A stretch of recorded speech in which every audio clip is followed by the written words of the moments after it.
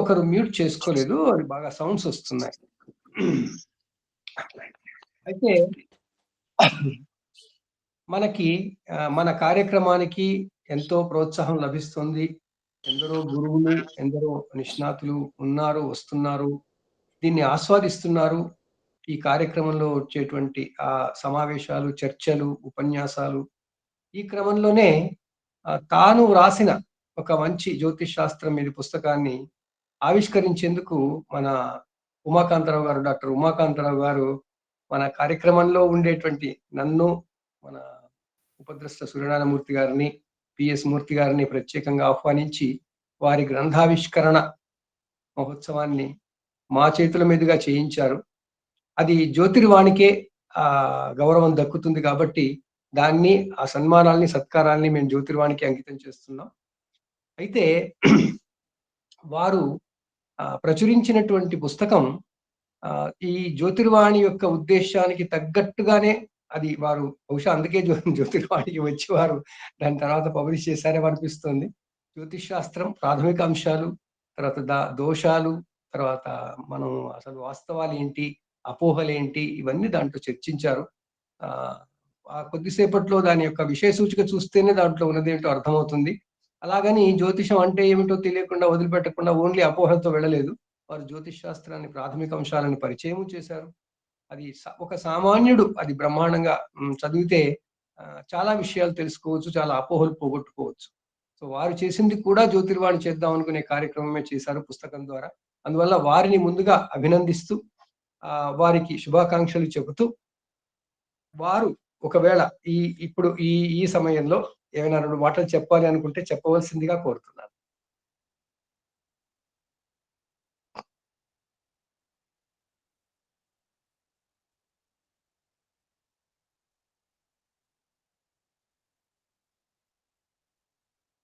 Sir speaker on చేయాలి sir, వినిపించదు.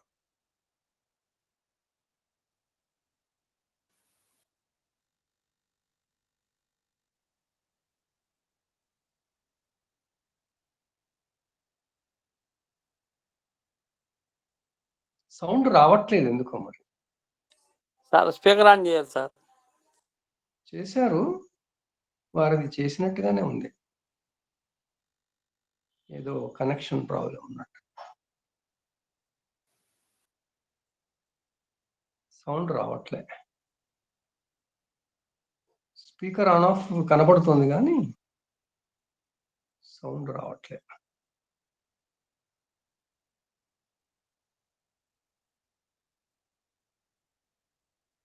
లేకపోతే మళ్ళీ జాయిన్ అవ్వండి సార్, అది బెటర్ ఏమో.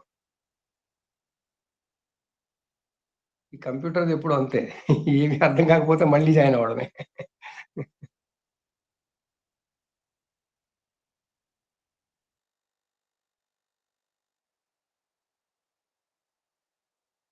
ఒక మంచి పుస్తకం అది.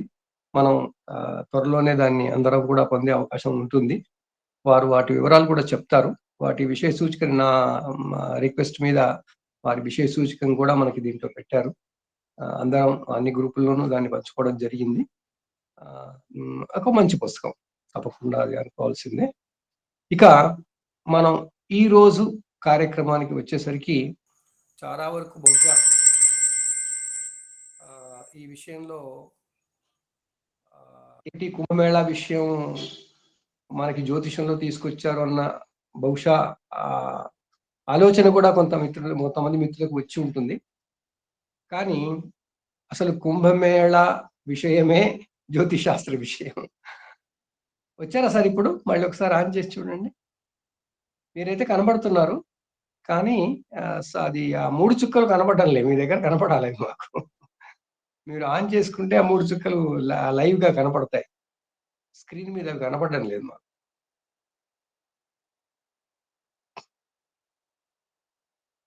అది స్పీకర్ ఏదో ప్రాబ్లం వచ్చిందో లేకపోతే.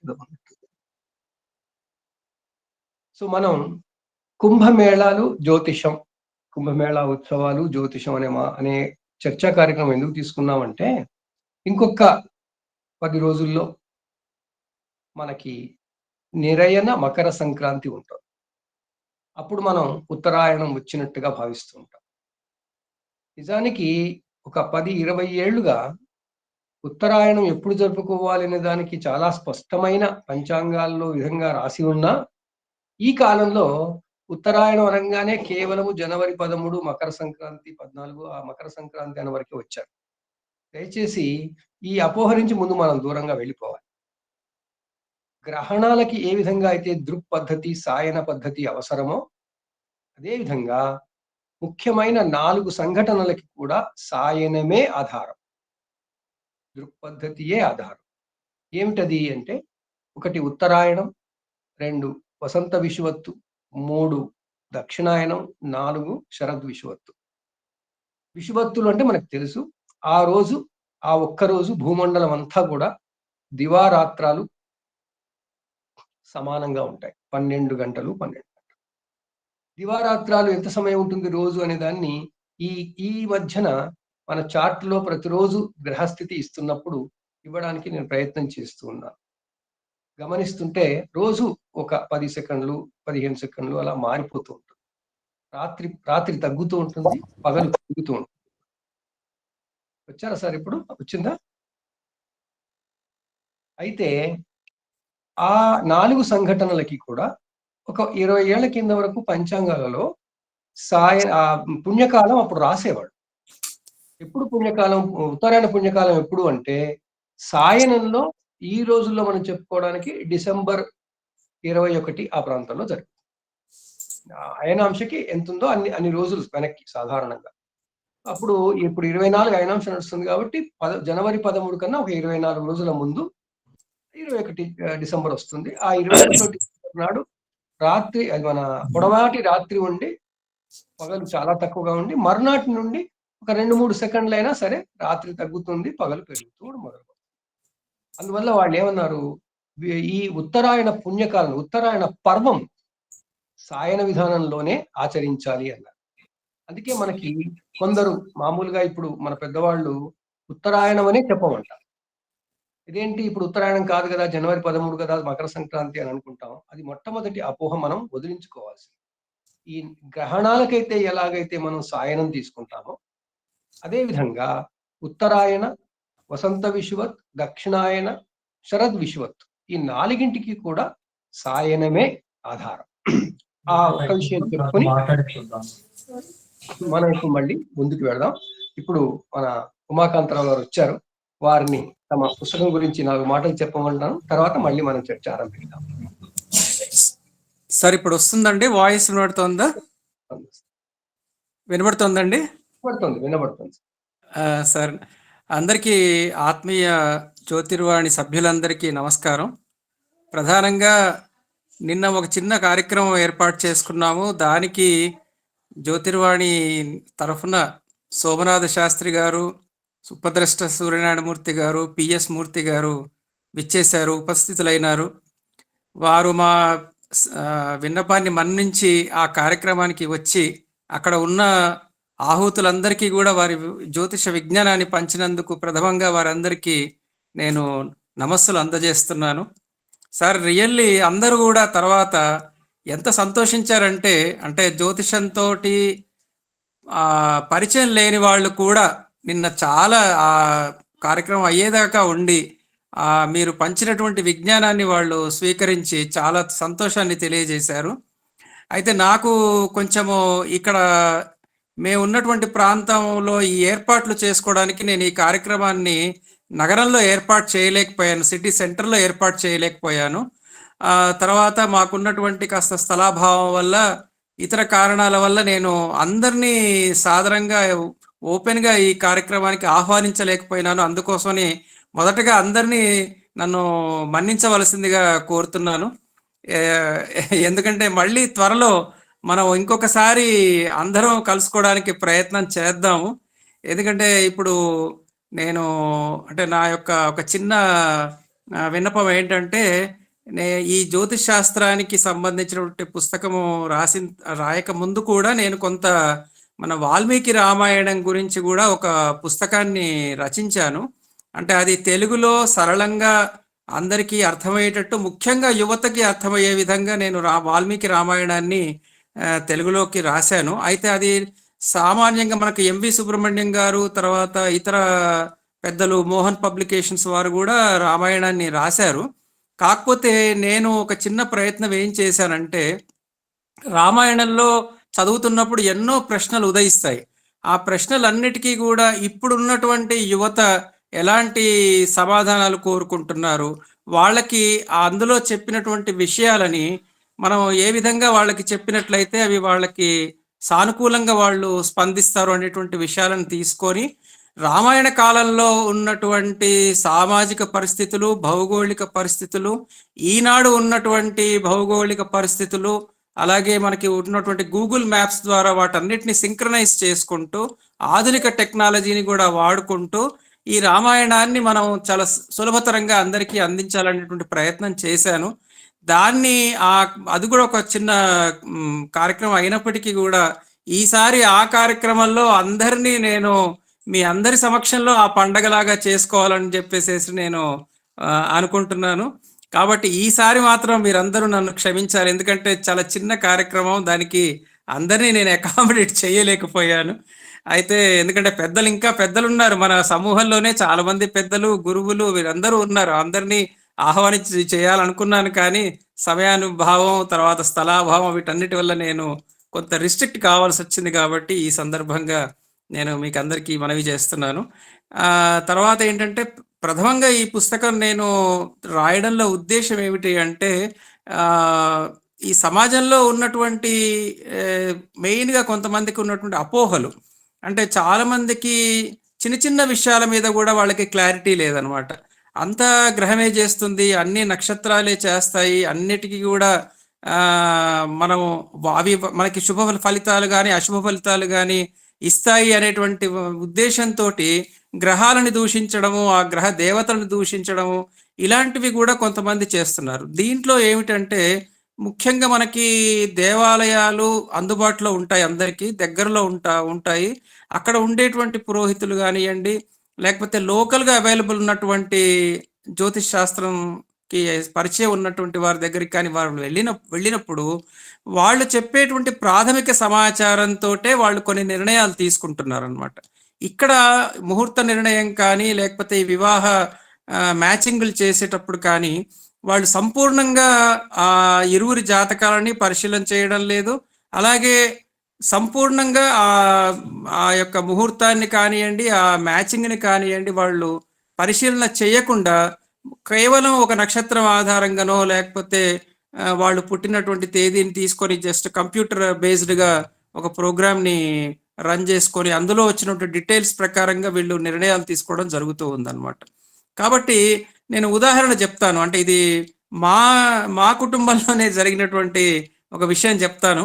ఒక అబ్బాయి మూలా నక్షత్రంలో జన్మించాడు.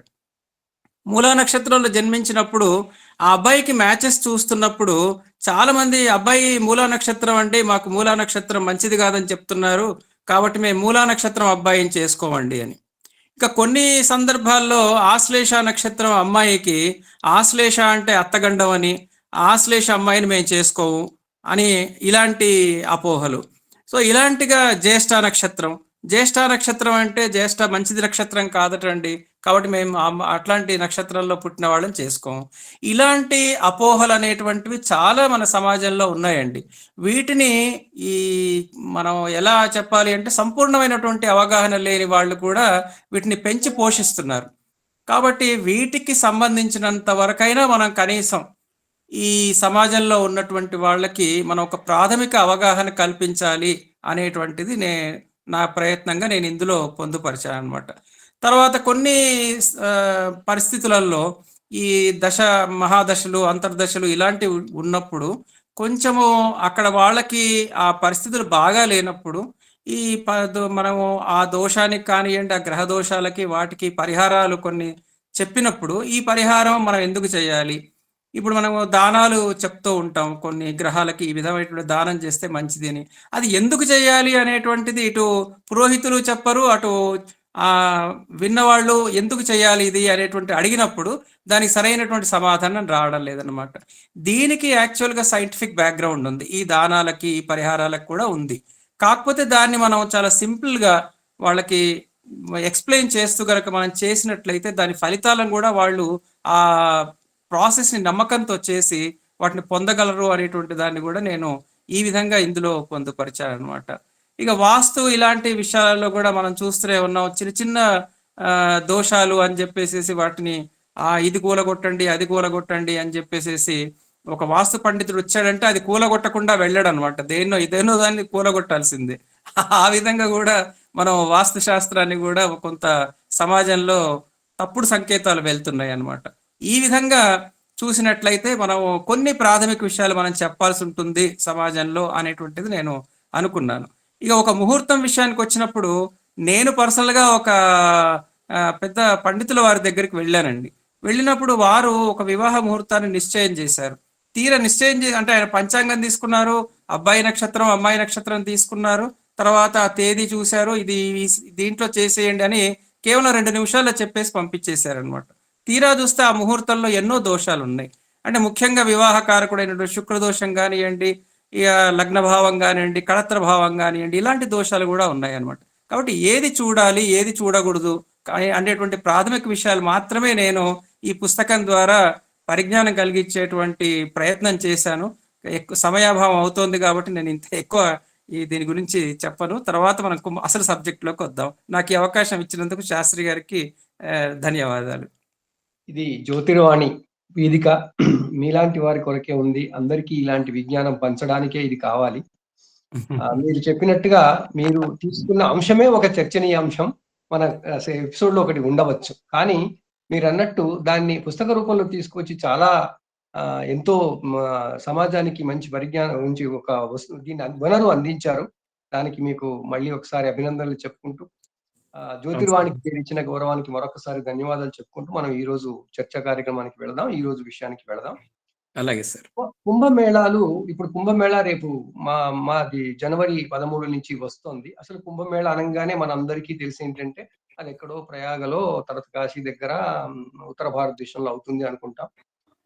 ఈ దీంట్లో మన ఇప్పుడు వింటున్నటువంటి మిత్రుల్లో ఎందరికీ మరి చిన్నప్పుడు చరిత్ర చదివారో తెలియదు, కానీ చదివితే అప్పుడెప్పుడో శ్రీహర్షుడు అనేవాడు కుంభమేళాలు ఆరంభించాడు అని అలాంటివి కొన్ని ఎప్పుడో చిన్నప్పుడు కొన్ని పుస్తకాల్లో ఉండేవి. ఇప్పుడు అవి కూడా లేవులేండి. ఇప్పుడు ఏ చరిత్ర పుస్తకంలోనూ ఇలాంటివి ఉండవు. ఈ క్రమంలో ఈ కుంభమేళాలకు ఏమిటి, వాటి నిత్య జీవితంలో మనకి అవి అవసరం, అవి ఏమిటి, ఏం చేస్తుంటాయి, ఎంతవరకు అవి ముఖ్యమైనవి, తర్వాత ఈ జ్యోతిషం దాంతో ఏమిటి సంబంధం అనే విషయాన్ని మనం అవగాహన చేసుకురావాలని, అందరికీ మరొక్కసారి తెలియదని కాదు, అందరికీ మరొక్కసారి దాన్ని పునఃస్మృతి తీసుకురావాలన్న ఉద్దేశంతో ఈ అంశం తీసుకోవడం జరిగింది. కుంభమేళాలు, వాటికి కుంభము అనేది వస్తుంది. నేను చెప్పదలుచుకున్నదంతా ఆల్రెడీ ఒక 20 స్లైడ్స్ ఉన్నటువంటి చిన్న పీపీటీ పీడిఎఫ్ లో అందరికీ అందించాను, గ్రూప్ లో పెట్టాను. చదవని వారు దయచేసి చదవని మళ్ళీ చెప్తున్నాను. చాలా సింపుల్ గా ఈ కుంభమేళాలు కానీ ఈ పుష్కరాలు కానీ ఇవన్నీ మానవుడు ఆటవిక జీవన విధానంలో జీవిస్తున్నప్పుడు ఏర్పరచుకున్న ఆచారాలు. నిజానికి ఈ రోజుల్లో ఇంత కమ్యూనికేషన్స్ బాగా వృద్ధి చెందిన తర్వాత ఒక నదీ స్నానం అంటే అలా వెళ్ళి ఇలా చేసి రావచ్చు అన్న ఈ కాలంలో అసలు ఈ నదీ స్నానాలు, ఈ కుంభమేళాలు నిజంగా ఇంత జనంతో వెళ్ళి అక్కడి వాతావరణాన్ని పాడు చేస్తూ, అక్కడి మొత్తం భౌగోళిక స్థితిని పాడు చేస్తూ చేయవలసిన అవసరం ఉందా అనేది పెద్ద ప్రశ్న. ఇది విమర్శని కాదు. ఇన్ని లక్షల మంది, కోట్ల మంది, లక్షలేంటి కోట్ల మంది వెళ్ళి ఆ గంగా నదిలో మునిగితే ఆ గంగా నది ఉన్నది ఎంత? ఇంతమంది వెళితే దాని పవిత్రత ఏమవుతుంది? త్రివేణి సంగమం ఏమవుతుంది? ఇది ఎవరో ఆలోచించడం. మన ఋషులు చెప్పింది మనం వినాలి. అన్ని విషయాల్లో ప్రకృతి పరంగా, ప్రకృతి సిద్ధంగా ప్రకృతి ఎలా ఉంటుందో అలా జీవించడానికి చెప్పినవన్నీ పక్కన మర్చిపోయి ఏదో ఒక్కటి మాత్రం చేస్తుంటే నిజంగా మన సమాజానికి మనం ఏమి సిగ్నల్ ఇస్తున్నాం? ఇది మనం బాగా ఆలోచించవలసిన విషయం. ఈ ఆలోచన ధోరణితో ఈ కుంభమేళాల గురించి, దీనికి ఉన్న జ్యోతిషాంతో ఉన్న సంబంధం గురించి అందరం మరొకసారి మాట్లాడుకోవాలన్న ఉద్దేశంతో ఈ అంశం ఈరోజు తీసుకోబడింది. అందరూ కూడా మిత్రులు దయచేసి తమ అనుభవాలు ప్లస్ దాంతో జ్యోతిషానికి ఉన్న అనుబంధాన్ని కూడా చెప్పుకుంటూ రండి. ఎందుకంటే జ్యోతిషం నిత్య జీవితం విడిపోలేనివండి, అవినాభావ సంబంధం. అసలు నిత్య జీవితం విధానం ఉన్నదే జ్యోతిషం మీద ఆధారపడి ఉన్నది. ఇది చాలా ముఖ్యమైన విషయం. మనం గమనించం సాధారణంగా. నిత్య జీవితం ఆరంభం అయ్యేదే సూర్యుడికి పొద్దున్నే లేచి దండం పెట్టడంతో ఆరంభం అవుతుంది. అంటే అర్థం ఏంటి? జ్యోతిషంతోనే ఆరంభం అవుతుంది. నిత్య జీవితంలో జ్యోతిషం లేకుండా మనం గడపలేము. అది జ్యోతిషం గురించి తెలిసినా తెలియకపోయినా. పాశ్చాత్యులకు కూడా జ్యోతిషం తెలియకపోయినా అదే చేస్తారు. మనం కూడా అదే చేస్తాం. ఆ క్రమంలో జ్యోతిషం నిత్య జీవితంలో భాగం. నిత్య జీవిత నిర్ణయానికి, నిర్దేశానికి మూలాధారం అన్న ఉద్దేశంతో ఈ కుంభమేళాలు కూడా అలాగే వచ్చాయి. కుంభమేళాలకి, నదీ పుష్కరాలకి కూడా చాలా దగ్గరి సంబంధం ఉంటుంది. కుంభమేళాలో కేవలం కుంభమాసం అనేది వస్తుంది కాబట్టి, కుంభమాసం వచ్చినప్పుడు, కుంభమాసం వస్తుంది అంటే ఉత్తరాయణం మొదలవుతుంది. ఉత్తరాయణం మొదలైంది అప్పటికే. ఉత్తరాయణం మొదలవుతుంది అంటే పగటి కాలం ఎక్కువ అవుతుంది. పగటి కాలం ఎక్కువ అవుతుంది అంటే మానవులకి భూమి మీద ఉత్తరార్ధ గోళంలో మానవులకి ఎక్కువ సమయం దొరుకుతుంది, పగటి సమయం. అందువల్ల ఇది చాలా విశేషమైన కాలం ఆరంభం కాబోతుంది కాబట్టి, ఆనాడు మార్పు కూడా వస్తుంది కాబట్టి, అప్పటిదాకా విపరీతమైన చలి ఉంచి మళ్ళీ వేడి ఉండబోతుంది కాబట్టి, శరీరాన్ని కూడా దానికి అనుగుణంగా మార్చుకోవడానికి నదుల్లో స్నానాలు చేయమన్నారు. అలాగని నదుల కోసం వెంటబడి వెళ్ళి చేయమని లేదు, దగ్గరున్న వాళ్ళు చేయమన్నారు. ఆ క్రమంలో మనకి ఇప్పుడు ఈ కుంభమేళా జరుగుతుంటే మరి పుష్కరాలకు తేడా అన్నప్పుడు, పుష్కరాలకేమో సాధారణంగా మనకి గురువు యొక్క గ్రహచారాన్ని బట్టి నడుస్తూ ఉంటుంది. మనకి గురువు ఏ ఏ ప్రతి సంవత్సరానికి ఒక రాశి మారుతుంటాడు కాబట్టి ఇది అందరికీ తెలిసిన విషయమే. ప్రతి సంవత్సరానికి ప్రతి సంవత్సరం ఒక రాశి మారుతుంటారు కాబట్టి ఆ రాశికి వెళ్ళినప్పుడు ఏ నదికి పుష్కరాలు వస్తాయి. పుష్కరం ఎందుకు వస్తుంది, దాన్ని ఎందుకు ఇంపార్టెన్స్ ఇచ్చారు అంటే, కేవలము నీటి గుణత్వం మారుతుందండి. క్వాలిటీ, దాంట్లో ఉన్న ఔషధ గుణాలు మార్పు చెందుతాయి. దానికోసం వాళ్ళు ఆ సంవత్సరానికి ఆ నదికి చెప్పారు. అన్ని నదులకి చెప్పలేదు, కొన్ని జీవనదులకే చెప్పారు. జీవనదుల్లో మళ్ళీ కొన్ని ఆ కాలంలో వాళ్ళు డిసైడ్ చేసినప్పుడు చాలా ముఖ్యమైన నదులుగా ఉన్నవేమో, అందువల్ల కొన్ని ఉపనదులకు కూడా చెప్పారు. ఆ క్రమంలో నేను ఆ వివరాలన్నీ మన PDF లో పెట్టాను. అవన్నీ చదవండి. అవన్నీ దృష్టిలో పెట్టుకుని దయచేసి చదివిన వాళ్ళు, చదవని వాళ్ళైతే తమకు అనుభవాలు చెప్పండి. చదివిన వాళ్ళైతే అది కూడా దృష్టిలో పెట్టుకుని మీ అనుభవాలని, మీ పరిజ్ఞానాన్ని, ఈ కుంభమేళాలకు సంబంధించిన విజ్ఞానాన్ని, అనుభవాన్ని దయచేసి అందరికీ పంచండి అని ఆహ్వానిస్తున్నానండి. మొదలు పెట్టండి ఎవరైనా సరే.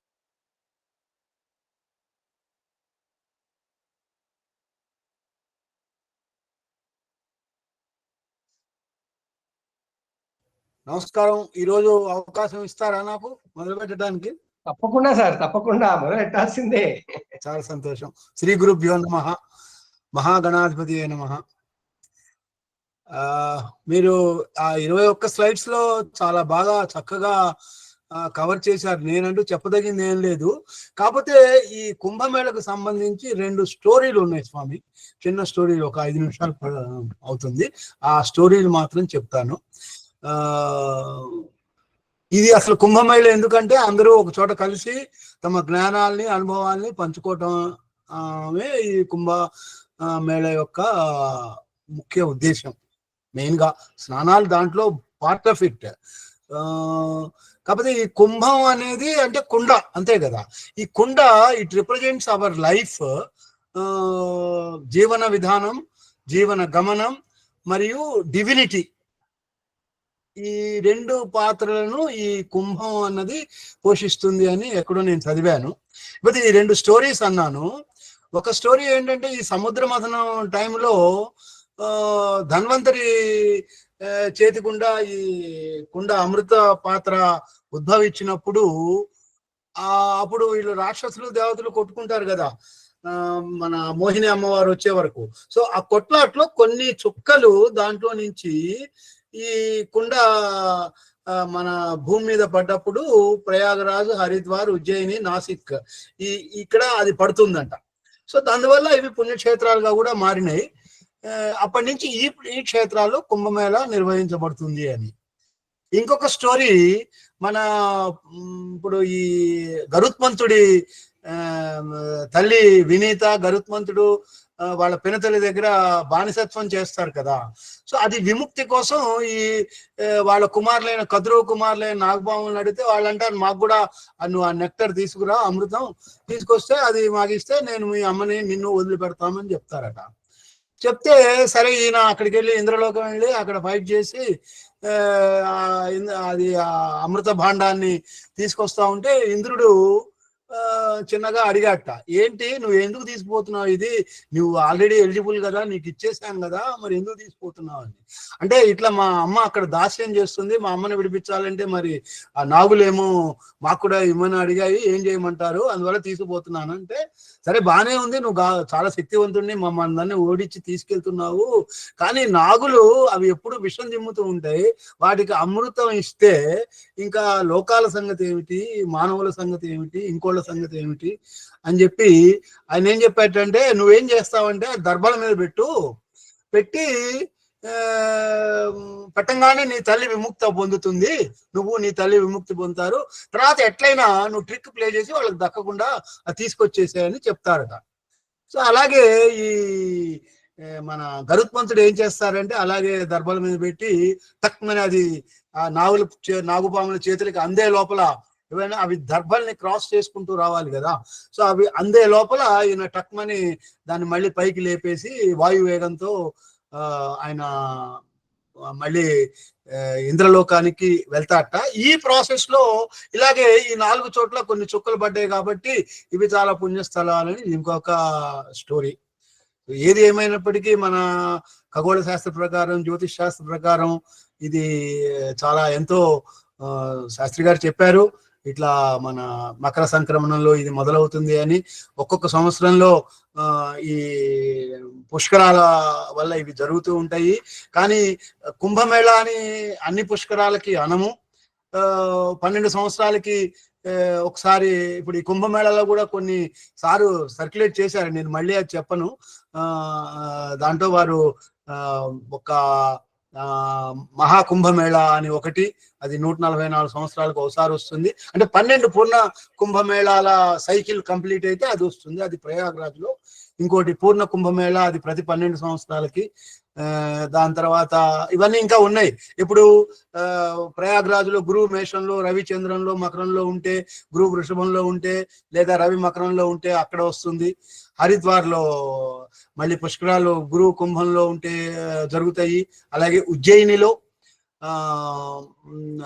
తర్వాత మన ఇది కూడా అనుకున్నాము, దాన్ని ఏమంటారు, ఇక్కడ కూడా ఇది జరుగుతుంది. త్రియంబకేశ్వర్లో, నాసికా త్రియంబకేశ్వర్లో. తర్వాత అర్ధ కుంభమేళా అనేది ప్రతి 6 సంవత్సరాలకు వస్తుంటుంది. కుంభమేళా ప్రతి 4 సంవత్సరాలకు జరుగుతూ ఉంటుంది. మహాకుంభం అని ప్రతి సంవత్సరం వార్షికంగా ప్రయాగ్రాజ్లో అక్కడ త్రివేణి సంగమంలో ఎప్పుడైతే ఇది జరుగుతుందో అక్కడ స్నానాలు చేస్తుంటాము. లేకపోతే మహాకుంభమేళా అన్నది 2025లో ప్రయాగ్రాజ్లో జరుగుతుంది. సార్ చెప్పారు అందరూ వెళ్ళి జరుగుతుంది కాబట్టి స్నానాలు చేయాలా అని. అంటే స్నానం ఒక్కటే ఇక్కడ ముఖ్యమైనది కాదు. సో అంటే స్నానాలుగా చేయదలుచుకుంటే ఇప్పుడు ఏంటంటే గంగలో స్నానం చేస్తే 1000 రెట్లు ఫలితం, ఇట్లా కొన్ని అంచెలంచెలుగా ఉన్నాయి. అలా ఈ దీంట్లో గనక కుంభమేళాలో స్నానం చేస్తే 1,000,000 రెట్ల పుణ్యం వస్తుంది అని చెప్పి చెప్పారు. అందువల్ల అందరూ ఎగబడుతున్నారు దానికోసం అని. మరి పుణ్యం వస్తుందా, ఏమొస్తుందా? ఫస్ట్ అయితే పొల్యూషన్ వస్తుంది, అదైతే ఈ కాలంలో. ఈ ఏవో కొన్ని డేట్స్ ఉన్నాయి. 13వ తారీఖు స్టార్ట్ అయిన రోజునేమో పౌష్య పుణ్యం అవుతుంది, ఆ రోజు పుష్యమాసం పుణ్యం కాబట్టి ప్రథమ స్నానం. మకర సంక్రాంతికి, మౌని అమావాస్యకి, బుధవారం అదే 21 నాడు రెండో షాహీ స్నానం. అంటే ఈ షాహీ స్నానం ఏంటంటే వీళ్ళందరూ ఈ ఎవరైతే ఈ పండిట్స్లు, మహంతులు, అఘోరాలు వీళ్ళందరూ ఉన్నారు కదా, వీళ్ళు ఏం చేస్తారంటే ఒక ధర్మరక్షణ కోసం కుంభమేళా సమయంలో ఏనుగులు, గుర్రాలు, రథాలపై ఒక సాంప్రదాయకంగా ఊరేగింపుగా వెళ్తారట. నాగసాధువులు, మండలేశ్వరులు, మహామండలేశ్వరులు, అఖాడాలు వీళ్ళందరూ ఏంటంటే బాగా ఎక్సర్సైజ్ చేసేసేసి ఈ కుంభమేళా టైంలో అక్కడ పెరేడ్ లాగా చేస్తారు. చేసి మేము ధర్మాన్ని రక్షిస్తాము, మా వెనక ఉన్న శిష్యుల్ని, సామాన్య భక్తుల్ని మేము రక్షిస్తాము అంటే వీళ్ళందరూ ఇట్లా నడుచుకుంటూ వెళ్ళి షాహీ స్నానాన్ని, ఈ పుణ్య స్నానాలు ఆచరిస్తారు అని ఇదొకటి. సార్ చెప్పారు ఆల్రెడీ. ఇది మన ఆయన శ్రీహర్షుడి కాలంలో, ఇది రాజా శ్రీహర్షుని కాలంలో 644వ సంవత్సరంలో అప్పుడు ఇది మినిట్ అయిందని, తర్వాతనేమో విదేశీ దండయాత్రల కారణంగా ఇది కొంచెం కొన్నాళ్ళు ఆగిపోయింది. మళ్ళీ 64లో విశ్వ హిందూ పరిషత్ వాళ్ళు ఇది మళ్ళీ మొదలు పెట్టారు. సో అప్పుడు ఒక సమ్మేళనం కూడా నిర్వహించారు. సో దానికి అన్ని మతాల నుండి వచ్చారు. సో కుంభమేళా అన్నది ఆధ్యాత్మిక మేలుకొలుపు, స్వీయ సాక్షాత్కారం అంటే సెల్ఫ్ రియలైజేషన్, జ్ఞానోదయం కోసం అన్వేషణ. సో అన్నట్టు హుయాన్ సాంగ్ అని ఆయన చైనీస్ హిస్టోరియన్ ఉన్నాడు కదా, ఆయన ఇక్కడికి వచ్చినప్పుడు చూసి ఆయన ఫస్ట్ మినిట్ చేసేట. ఇట్లా ఇక్కడ చాలా మంది జనాలు ఈ ప్రయాగ్రాజులో అందరూ గుమి కొడతారు ఏంటని ఆయన పోయి అడిగితే చెప్పారట. చెబితే దీన్ని మహాకుంభమేళా అంటారు, దీనికి ఇది ఉందని ఆయన ఫస్ట్ డాక్యుమెంట్ చేశాట 6వ శతాబ్దంలో. సో ఇది మహాకుంభమేళా గురించి. లేకపోతే ఈ ఆస్ట్రాలజికల్ సిగ్నిఫికెంట్ ఒక్క నిమిషం మాట్లాడతాను.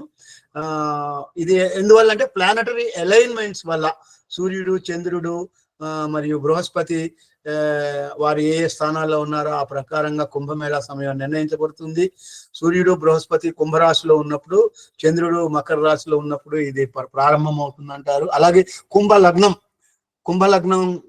కూడా కుంభంలో లగ్నం ఉంటే అది కూడా కుంభరాశిలో ఉన్నప్పుడు ఇది ఒక జ్యోతిష్య అమరిక.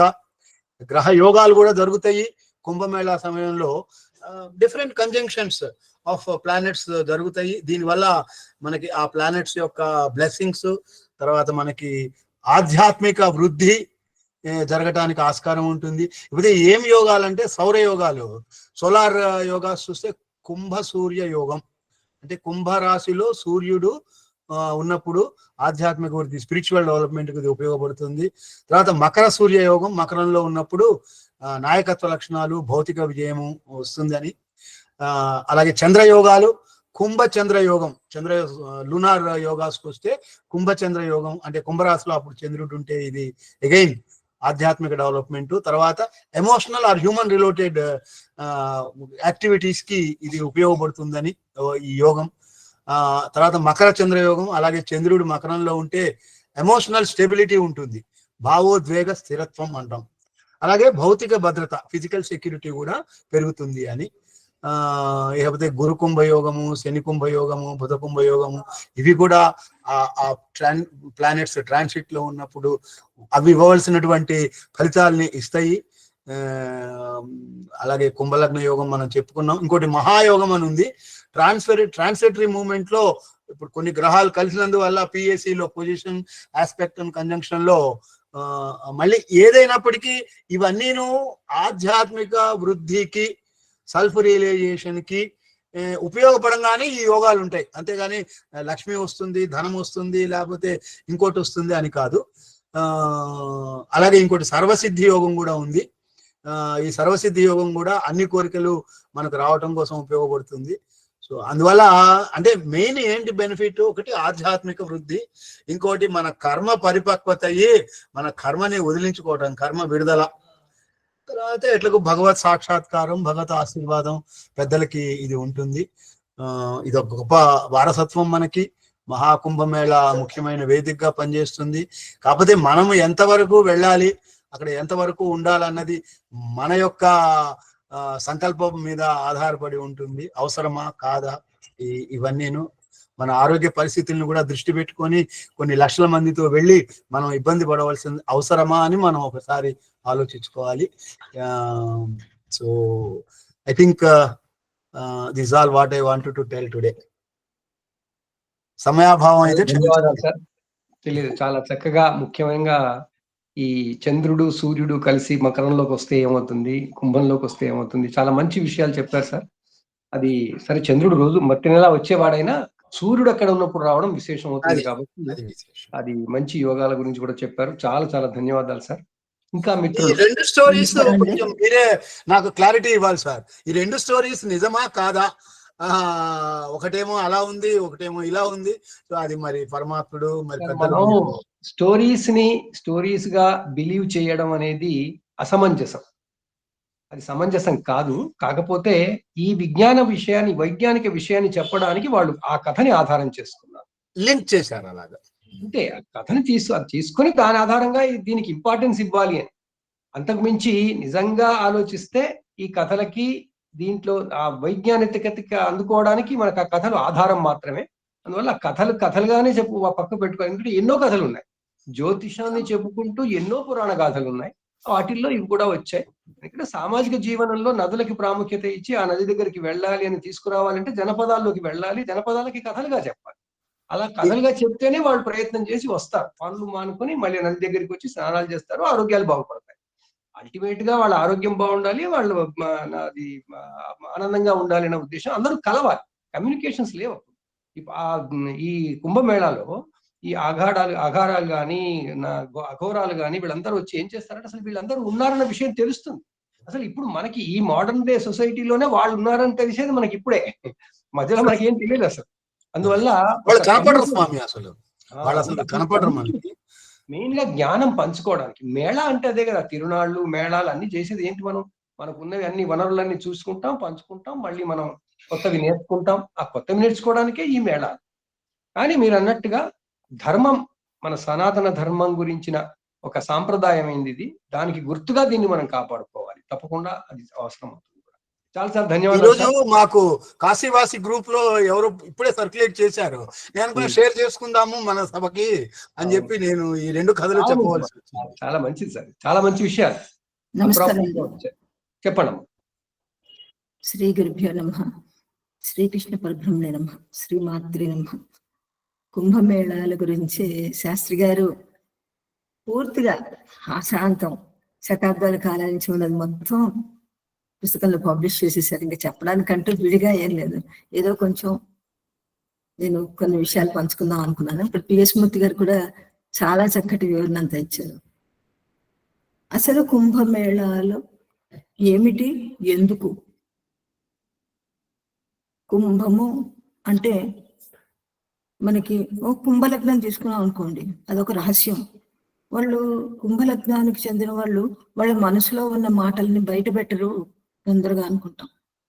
ఇదో పాయింట్ పక్కన పెడితే, భారతీయతలో ఎంతసేపు జీవితం మొత్తం మనిషిగా మనం పుట్టినందుకు జీవితం మొత్తం మోక్షం కోసమే. మనం చేసే ఏ పనైనా మోక్షం కోసమే చెయ్యాలి, మోక్షాన్ని పొందడానికే మనం కర్మలు నిర్వర్తించుకోవాలి అని చెప్పేసి నదులు స్నానాలు, సముద్ర స్నానాలు, తీర్థాల్లో స్నానాలు, నదుల్లో స్నానాలు, జపాలు, తర్పణాలు, ఇవన్నీ మనకి పురాణాల్లో అన్నిట్లో వాటి ప్రాముఖ్యతను ఎంతగానో వివరించారు. వీటి వెనకాల ఉన్న అసలు వీటి రహస్యం ఏంటి, వీటి ప్రాముఖ్యత ఏంటి? రవి మకరంలో ఉత్తరాయణ ప్రవేశం.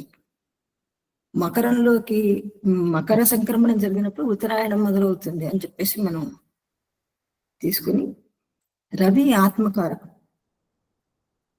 గురువు వృషభంలో ఉన్నప్పుడు గురువు జీవకారకుడు. శరీరంలో ఉన్న పెద్ద అవయవాలు, మెదడు, కాలేయం, ఇటువంటి వాటన్నిటికి కూడా గురువు కారకుడు. మెదడుకు కారకుడు ముఖ్యంగా. వృషభంలోనే చంద్రుడు ఉచ్చం. చంద్రుడు మనఃకారకుడు. చంద్రమా మనసో జాత. ఆత్మ, మనస్సు, శరీరం, ఈ వీటి వల్లనే కదా మనం చేసే కర్మలన్నిటికీ మనం సుకృతాలు చేస్తున్నామా, దుష్కార్యాలు చేస్తున్నామా, వాటి కర్మలకి పరిపక్వం ఏంటి, వాటి తర్వాత మనం జన్మలేమిటి, మనం దాని కర్మఫలాలేంటి అని ఆలోచించుకోవడానికి. అయితే గురువుకి విపరీతమైన అయస్కాంత శక్తి ఉంటుంది.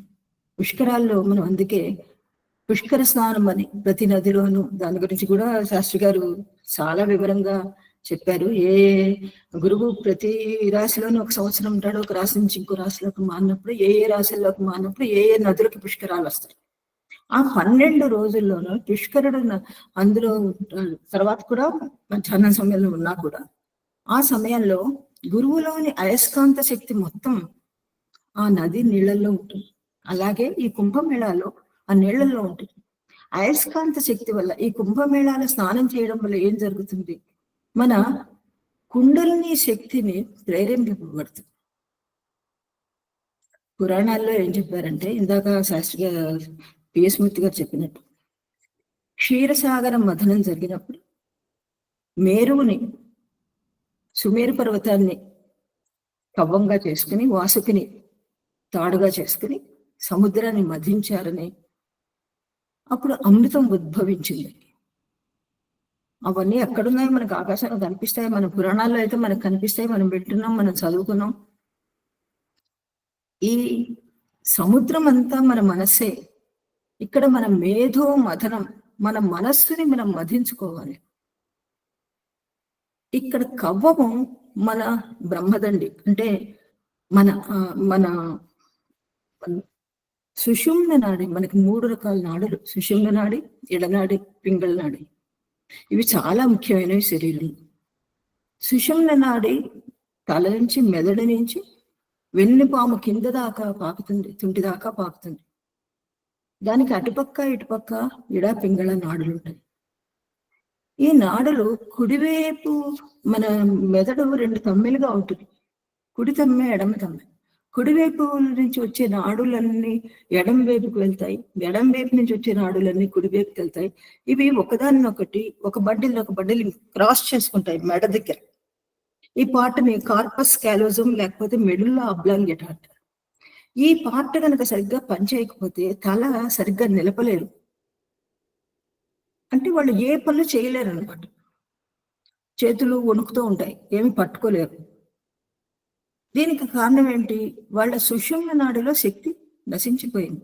ఇటువంటి బాధలన్నీ రాకుండా నదీ స్నానాలు చేయండి, పుష్కరాల్లో స్నానాలు చేయండి, కుంభమేళాలు వచ్చినప్పుడు స్నానం చేయండి అని ఋషులు మనకి కథల ద్వారా రకరకాలుగా చెప్పారు. అంటే ఈ అయస్కాంత శక్తి మన శరీరంలోకి ప్రవహిస్తే దీనివల్ల కుండలిని శక్తి ఉద్దీపింపబడుతుంది. మనం రోజు జపం చేసుకుంటే కుండలిని శక్తి ఎంతవరకు అంటే ఋషులు లాంటి వాళ్ళే కొంతవరకు గ్రహించగలిగారు. మనం చేసే మన రోజువారీ కార్యక్రమాలు, మన ఇబ్బందుల వల్ల కానీ, మన బిజీ లైఫ్ వల్ల కానీ మనం ఎంతసేపు ధ్యానంతో అసలు మనం జపం చేసుకోగలము. చేసుకున్నంత మాత్రాన కుండలిని శక్తి ఎంతవరకు ఉద్దీపింపబడుతుంది. కానీ ఇటువంటి నదీ స్నానాల వల్ల తప్పకుండా కొంచెమైనా ఉద్దీపింపబడుతుంది. అది వాళ్ళు అమృతం చిలికినప్పుడు, అమృతం వచ్చినప్పుడు అది వాళ్ళు చిలికినప్పుడు 4 చోట్ల పడింది. ముఖ్యంగా ప్రయాగ, హరిద్వార్, నాసిక్, ఉజ్జయిని, ఈ 4 చోట్ల పడింది అని చెప్పేసి. అంటే ఈ 4 చోట్ల ఈ అయస్కాంత శక్తి కేంద్రాలు చాలా బలవంతంగా ఉన్నాయి అని మనం అర్థం చేసుకోవాలి. ప్రయాగ ఎందుకంటే ఇక్కడ త్రివేణి సంగమం ఉంటారు, అంటే గంగా, యమున, సరస్వతి, ఈ 3 నదులు కలుస్తాయి. సరస్వతి నది అంతర్వాహినిగా ఉంటుంది. గంగా నది, యమునా నది, వాటి కలర్స్ కూడా మనం క్లియర్ గా చూడొచ్చు, వాటి మధ్యలో ఉన్న తేడాలను చూడగలం, మనం గమనించవచ్చు. గంగాదేవి అంటే అంత పవిత్రత. ఈడనాడిని గంగా నదిగా భావించారు ఋషులు. యమునా నది అంతా భక్తి. యమునా నది, పింగళ నాడిని యమునా నదిగా భావించారు ఋషులు. సరస్వతి నది అంతర్వాహిని, జ్ఞానప్రదాయిని. మనకి జ్ఞానాన్ని ఇచ్చేది సరస్వతీదేవి. అంటే ఇక్కడ ఏం జరుగుతోంది? అందులో స్నానం చేసినప్పుడు మనలో రెగ్యులర్ గా ఇలాంటివి చేస్తూ ఉంటే మనకి కొత్త ఆలోచనలు వస్తాయి. అమృతం అంటే ఏంటి ఇక్కడ? అమృతం అంటే కుండలిని శక్తిని ఉద్దీపింపజేస్తే మనకి జరిగేది ఏంటి? సత్యాన్వేషణ. మనం సత్యాన్ని తెలుసుకోవడం అంటే మనలో మన తప్పుల్ని, మన దోషాలని మనం గ్రహించుకోవడం.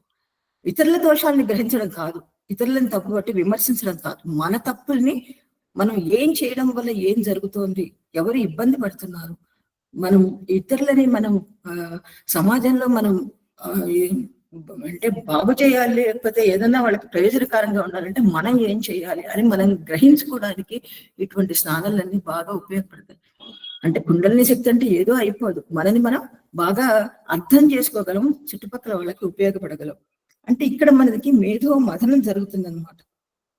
మనలోని సత్యాల్ని మనం దోషాలన్నింటినీ గ్రహించుకుని వాటిని సక్రమమైన మార్గంలో పెట్టుకుని మోక్షానికి మనం మార్గం వేసుకోవడానికి, ఇంకా తప్పులు చేయకు, ఎన్నో తప్పులు పూర్వజన్మల్లో ఎన్నో తప్పులు చేశాం కనుక ఇప్పుడు రకరకాల ఇబ్బందులతో మనం బాధలు పడుతున్నాం. అవి కాకుండా ఇంకా మార్గాన్ని సుగమం చేసుకోవడానికి, రోగాలతో ఇబ్బంది పడకుండా ఉండడానికి ఇటువంటి స్నానాలన్నీ బాగా ఉపయోగపడతాయి. అంతేకాక ఇక్కడ చాలా ముఖ్యమైనది ఏంటంటే, అసలు స్నానం చేసినప్పుడు అంటే నీళ్ళల్లో, నదిలో మునిగి స్నానం చేసినప్పుడు ఆర్కిమిడీస్ సూత్రాన్ని అందరం జ్ఞాపకం తెచ్చుకోవాలి. ఆర్కిమెడిస్ ఏం చెప్పాడంటే ఏదన్నా మన శరీరం మొత్తం నీళ్ళల్లో మునిగినప్పుడు ఎంత మన శరీరం బరువు ఎంత ఉందో అంత నీటిని అది డిస్ప్లేస్ చేస్తుంది. అంటే అంత నీటిని పక్కకి తోసేస్తుంది. బాడీ నిజంగా మనం మునిగినప్పుడు బాడీ లైట్ అయిపోతుంది. ఎందుకు లైట్ అవుతుందంటే అంత నీరు అక్కడి నుంచి పక్కకి జరిగిపోతుంది. సో అదే మనకి అలాగా మనం రెగ్యులర్ గా ఇలా స్నానాలు చేస్తూ ఉంటే మనకి ఒక సత్యం, ఒక ఏదన్నా ఒకటి మన గురించి మనం తెలుసుకున్నప్పుడు ఇవి తెలుసుకోకూడదు, ఇటువంటివి మనం ఇంకా చెయ్యకూడదు అని అర్థం చేసుకున్నప్పుడు మన మనసుకు ఒక ప్రశాంతత అనేది ఏర్పడుతుంది. అంటే ఇక్కడ మన మనసుని మనం లైట్ చేసుకుంటున్నాం అనమాట. ఇబ్బంది, ప్రెషర్ ఫీల్ అవ్వకుండా ప్రెషర్ ని పక్కకి నొట్టేస్తున్నాం, ఒత్తిడి ఫీల్ అవ్వం. అటువంటి వాటి కోసమని ఈ స్నానాలన్నీ. ఆర్కిమెడిస్ సూత్రం. అందుకే స్విమ్మర్స్ ఎప్పుడు చాలా హాయిగా ప్రశాంతంగా ఉంటారు. ఎందుకు అంటే వాళ్ళ బాడీ ఎప్పుడు నీళ్ళలో ఉంటుంది. నీళ్ళు స్విమ్ చేస్తున్నప్పుడు అంటే ఈత పడుతున్నప్పుడు నీళ్లు బాడీ డిస్ప్లేస్ అయిపోయి బాడీ చాలా లైట్ గా ఫీల్ అవుతారు. సో దానివల్ల మనసు కూడా తేలిక పడుతూ ఉంటుంది. సో ఇటువంటి విషయాలన్నీ కూడా ఈ కుంభమేళాల్లోనూ, మహాకుంభమేళా అంటే 144 సంవత్సరాలకు ఒకసారి వచ్చేది మహాకుంభమేళా. ఇందాక చాలా రకాలు చెప్పారు, శాస్త్రి గారు కూడా చాలా రాశారు. అసలు శాస్త్రి గారి రాసిన పుస్తకాలు, ఈ స్లైడ్స్ అన్ని కూడా కంపైల్ చేసి ఒక జ్యోతిర్మణం ద్వారా ఒక జ్యోతిర్పీడియా అని చెప్పేసి ఒకటి రిలీజ్ చేయాలని చెప్పేసి అంతర్జాలంగా నాకు చాలా ఇదిగా ఉంది. అసలు ఎంత అద్భుతమైన, ఏ పాయింట్ తీసుకున్నా సరే దాని గురించి కూలంకషంగా అన్ని చర్చించి అద్భుతమైన స్లైడ్స్ ప్రిపేర్ చేసి చర్చిస్తారు. చాలా సంతోషం అండి. నాకు ఈ అవకాశం ఇచ్చినందుకు ధన్యవాదాలు. నమస్కారం అండి. చాలా ధన్యవాదాలమ్మ మాలతి గారు. మంచి విషయాలు చెప్పారు. మన ఆరోగ్యానికి, మన శరీరానికి, నదులకి, నదీ స్నానానికి ఉన్న సంబంధాన్ని చాలా చక్కగా చెప్పారమ్మా. చాలా చాలా ధన్యవాదాలు. ఇంకా మిత్రులు ముందుకు వచ్చి తమ అనుభవాలు, తమ దానికి సంబంధించిన తమకున్న పరిజ్ఞానం పంచుకోవాల్సిందిగా కోరుతున్నాను.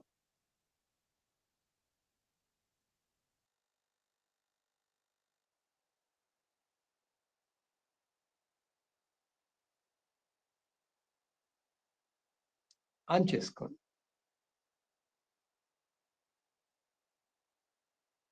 అది ఆన్ చేయాలి. మ్యూట్ లో ఉన్నా. నమస్కారం శాస్త్రి గారు, ఒక్క నిమిషం మాట్లాడతాను మీరు అనుమతిస్తే. తప్పకుండా. అసలు కుంభమేళా గురించి మాట్లాడటం అంటేనే ఒక పుణ్యకార్యం చేసినట్టు.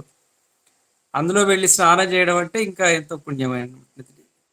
అసలు ఇప్పుడు మీరు షేర్ చేసినటువంటి స్లైడ్స్ లో దాదాపుగా కుంభమేళా గురించినటువంటి పూర్తి సమాచారం ఉంది. ఇంకా అసలు అదనంగా చెప్పాల్సింది చాలా తక్కువగా ఉంది.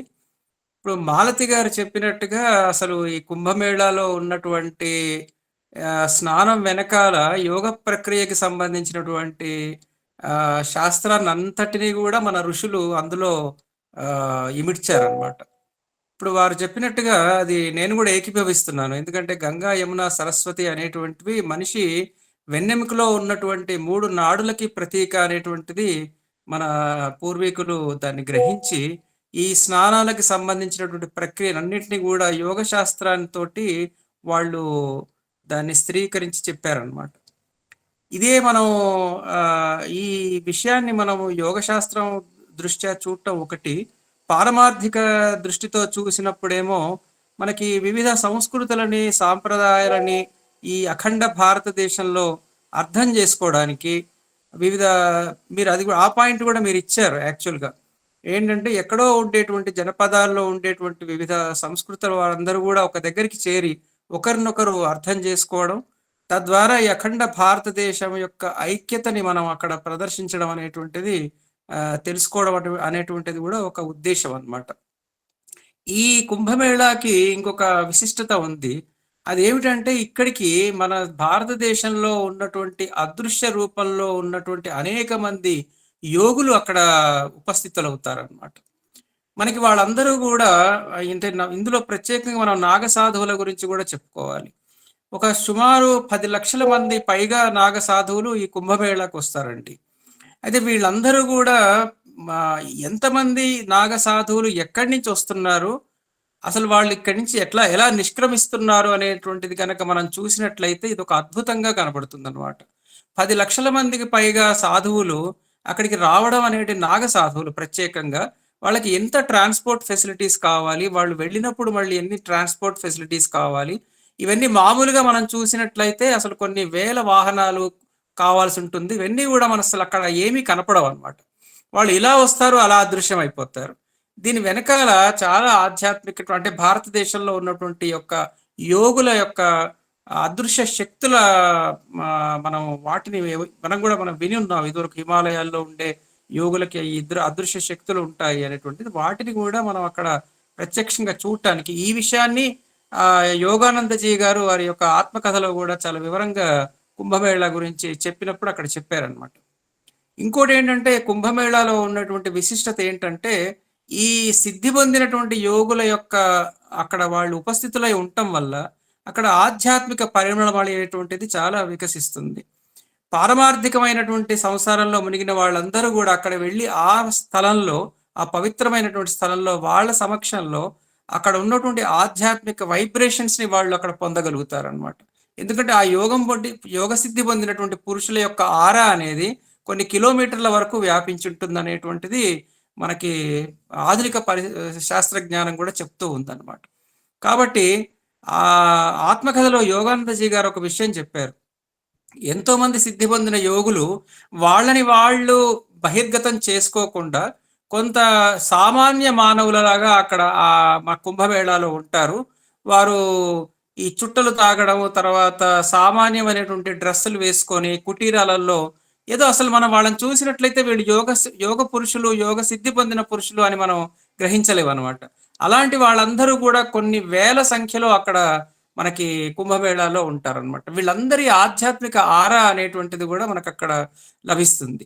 కేవలం స్నానం చేయడం వల్ల వచ్చేటువంటి ప్రయోజనం ఉందనేటువంటిది ఏంటంటే అక్కడ మీరు ఇచ్చినట్టు స్లైడ్స్ లో చెప్పడం, మనకి ఉన్నటువంటి బృహస్పతి కానివ్వండి, శుక్రుడు కానివ్వండి, కుజుడు కానివ్వండి, వీరందరూ కూడా ఈ రాబోయే మాసాలు, అంటే ఇప్పుడు కూడా మనకి వాళ్ళు ప్రత్యక్షంగా వారి యొక్క శక్తి మనకి భూమి మీద ప్రసారం అవుతూ ఉంది. మనం రాత్రిపూట ఇప్పుడు శుక్రుడిని, గురువుని, కుజుడిని కూడా చూడవచ్చు. సో కాబట్టి ఈ శక్తి ప్రసారాలు కూడా మనకి ఈ నదుల యొక్క జలాలలో మనకి డైరెక్ట్ గా లభిస్తాయి అనేటువంటిది కూడా మనకు ఒక అంశం అన్నమాట. ఇవన్నీ ఎందుకంటే మనం చాలా ప్రవచనాల్లో వింటూ ఉంటాం ఏంటంటే వెళ్ళి నదిలో స్నానం చేస్తే మీ పాపాలన్నీ పోతాయని. కానీ అది కరెక్ట్ కాదని నా అభిప్రాయం అండి. ఎందుకంటే నదిలో స్నానం చేసినంత మాత్రాన పాపాలు పోతాయి అనేటువంటిది మాత్రం కరెక్ట్ కాదు. ఎందుకంటే దీనికే మనకి ఒక ఉపమానం చెప్పారు. మరి అది నిజమో కాదో ఎక్కడో నేను చదివాను, కానీ పాండవులు ఏదో మేమంతా ఈ యుద్ధం అయిన తర్వాత వెళ్ళి వివిధ నదులలో స్నానం చేసి మా పాపాన్ని పోగొట్టుకుంటారు అంటే కృష్ణ పరమాత్మ ఆయనకు ఒక చేదు దోసకాయ ఇచ్చేసి, అయ్యా మీరు వెళ్ళినప్పుడు ఈ దోసకాయతో పాటు ఆ నదులలో ఈ దోసకాయని కూడా ముంచి తీసుకోరండి, దీంట్లో చేదు పోతుందేమో చూద్దాం అని చెప్పేసి అని అంటాడు అనమాట. అంటే మనలో మనం మార్పు తెచ్చుకోకుండా, మనం మారకుండా కేవలం వెళ్ళి నదులలో స్నానం చేసినంత మాత్రాన అక్కడ తొక్కిసలాటలు ఇవి తప్ప, పొల్యూషన్ తప్ప మనలో ఉండేటువంటి పాపం పోతుందని మాత్రం నేను అనుకోవడం లేదు. అది సవినయంగా మీ అందరూ దానికి అంగీకరిస్తారని చెప్పేసి నేను అనుకుంటున్నాను.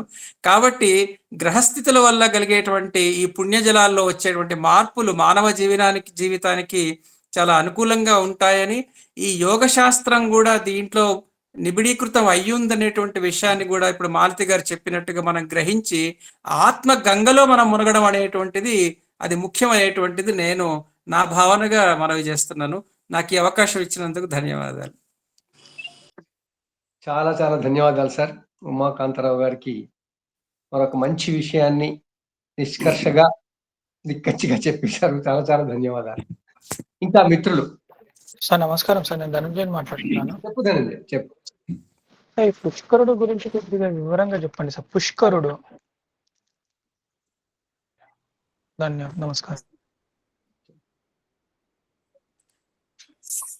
ఇంకా కుంభమేళా గురించి మాట్లాడే వాళ్ళు దయచేసి మాట్లాడండి, తర్వాత మనం పుష్కరుడు గురించి మాట్లాడుతాం.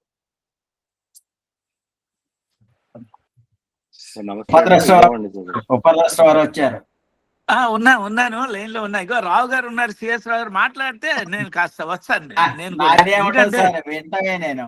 వింటమే నేను నాదేం లేదు. అమృతం ఒలిగించేస్తున్నారు. గురుభ్యో నమః, శ్రీ మహాగణాధిపతి నమః. సభకి నమస్కారం అండి. ఇప్పుడు అందరు చెప్పినట్టుగా ఇక్కడ చూసినట్టుగా శాస్త్రి గారు పాంప్లెట్ ఇచ్చేశారు, అందులో ఎవ్రీథింగ్ ఈజ్ దేర్ విషయాలన్నీ. అలాగే ఇప్పుడు మన పిఎస్ శాస్త్రి గారు కానీ, ఉమాకాంత్ గారు కానీ, మాలతి గారు అత్యద్భుతంగా చెప్పారు. సో ఏవో ఒక 4 అందులోకి జోడిస్తాను. ఇందాకలా మన శాస్త్రి గారు కథ చెప్పారు, అమృతం మధించడం అని. ఆ కథ ఒకటి యాక్చువల్గా మనకి తెలుసు, పురాణ కథలన్నీ కూడా సింబాలిక్.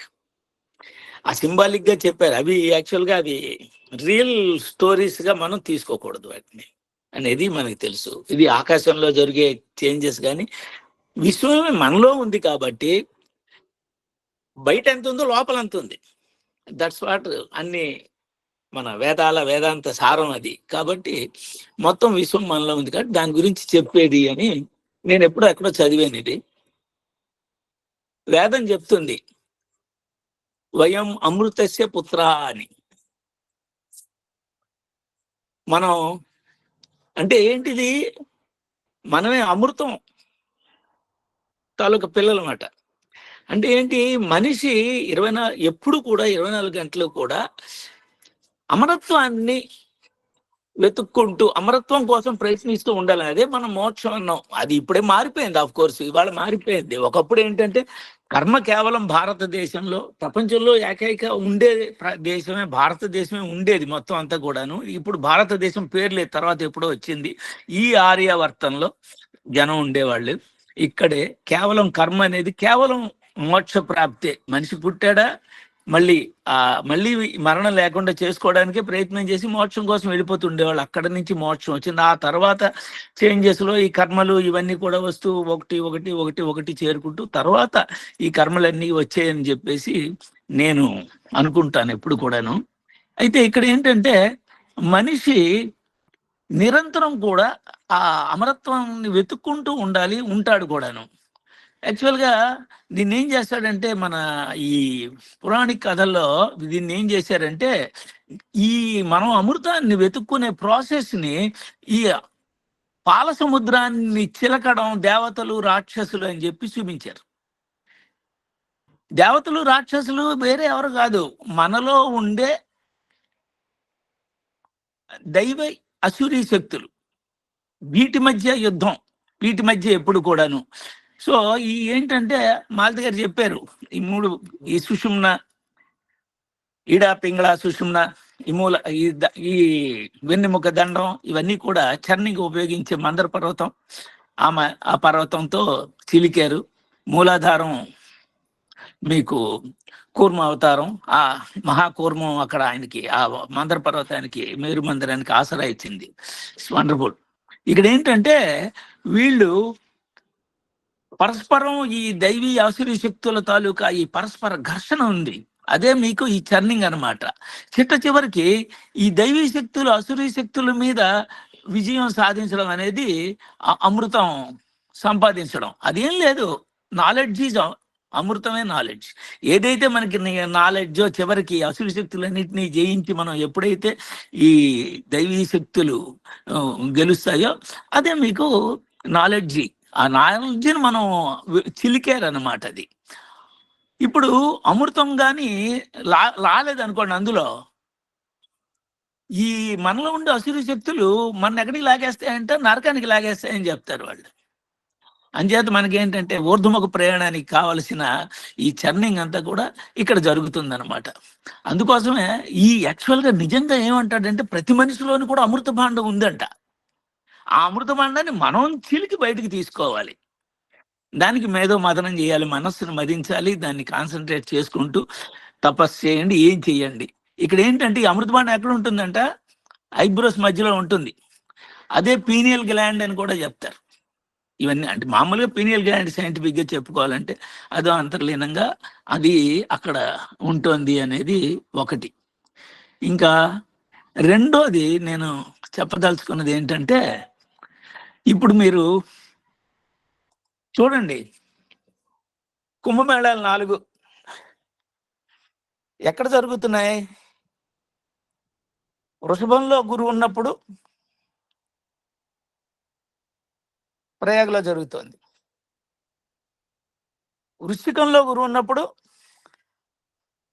త్రయంబకంలోని తర్వాత ఉజ్జయినిలో జరుగుతున్నట్టుంది, సింహంలో ఒక చోట, కుంభంలో ఒక చోట. కుంభంలో ప్రయాగలో జరుగుతుంది కుంభమేళ 12 yearsది. 4 కూడా ఎదురెదురుగా ఉంటాయి, ఒకదానికి ఎదురుగా ఒకటి. ఈ 4 రాసుల్లో ఆ జరగడం ఒకటి.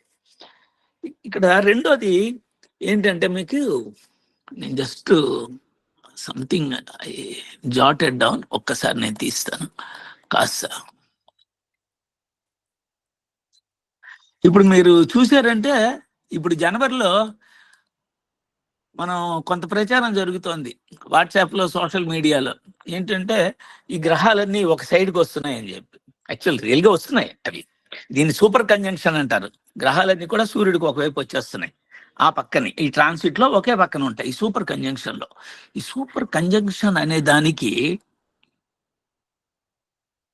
ఈ గ్రహాలన్నీ కూడా సూర్యుడి మీద కొంత టైడల్ ఎఫెక్ట్ కలిగి ఉంటాయని చెప్తారనమాట. సూర్యుడి మీద జరిగే ఇవన్నీ కూడా, ముఖ్యంగా ఈ 12 years ఒకసారి మీరు చూసారంటే, ఈ ప్లానెట్స్ అన్ని కూడా కంబైన్డ్ ఎఫెక్ట్ సూర్యుడి మీద పడుతూ ఆ సూర్యుడిలో యాక్టివిటీ ఎక్కువ అవడానికి దీనికి కారకం అని చెప్తున్నారు. అది ఒక థాట్ ఉంది, సైంటిస్టుల్లోనే ఒక థాట్ ఉంది. అలాగే గురువు కూడా సూర్యుడికి దగ్గరగా వచ్చినప్పుడు ఈ సన్ స్పాట్స్ లో యాక్టివిటీ ఎక్కువ అవుతుందని కూడా చెప్తూ ఉన్నారు. ఇప్పుడు మీరు ఈ టైడల్ యాక్టివిటీ మీరు తీసుకున్నారంటే,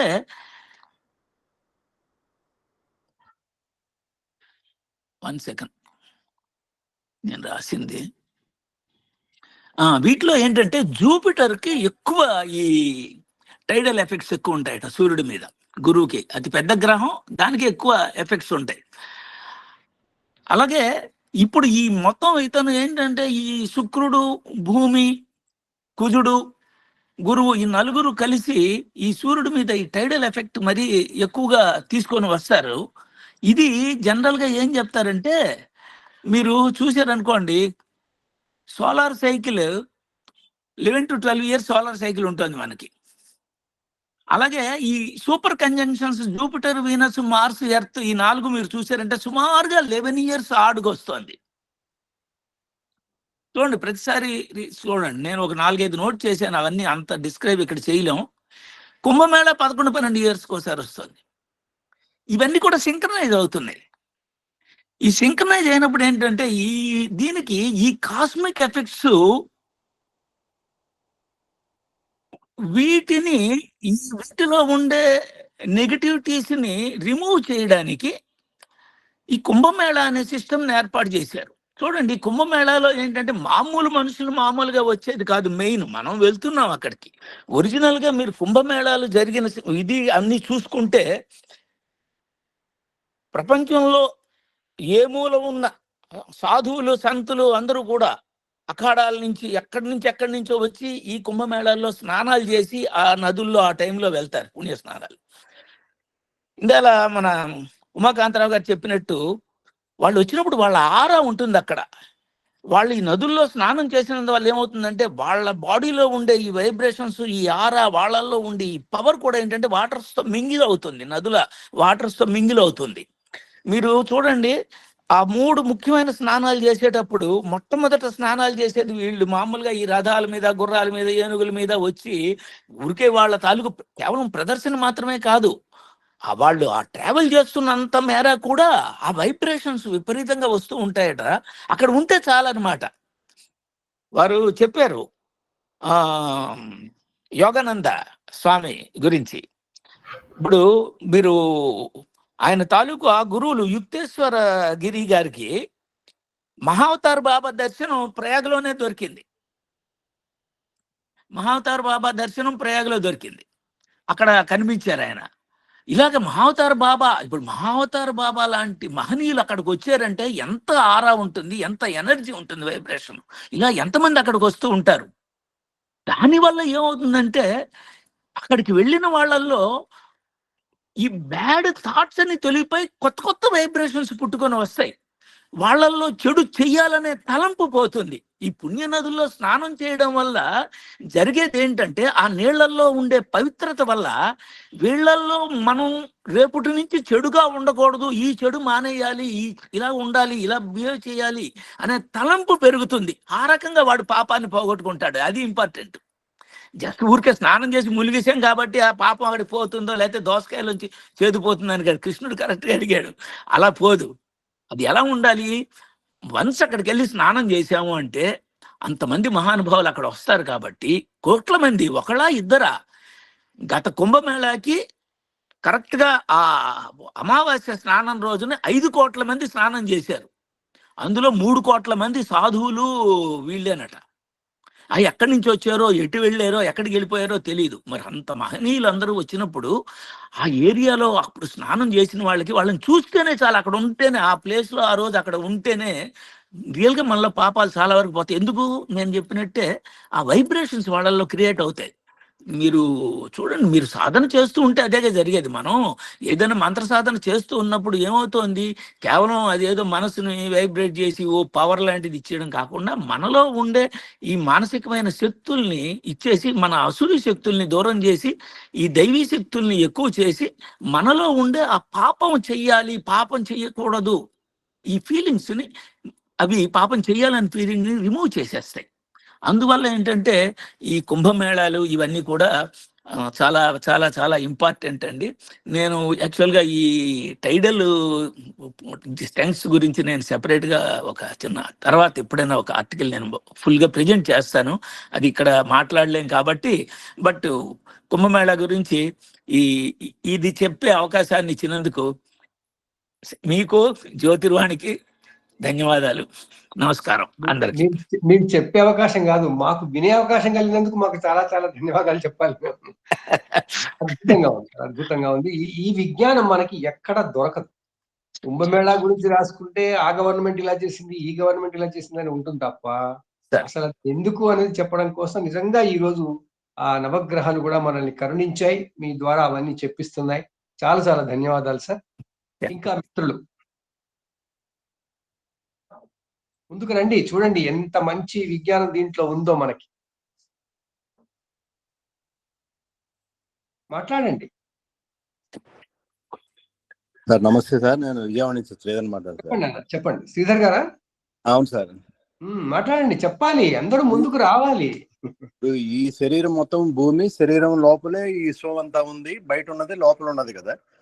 అట్లాగే మనం ఈ యొక్క కుంభమేళాలు కానీ, మనం చేసే దినచర్యలో కానీ, సూర్యుడు ఉదయించినప్పుడు మనం లేచి చేసినప్పుడు మనం ఒక్కొక్క లేరు మంది శుభ్రపడుతుందండి.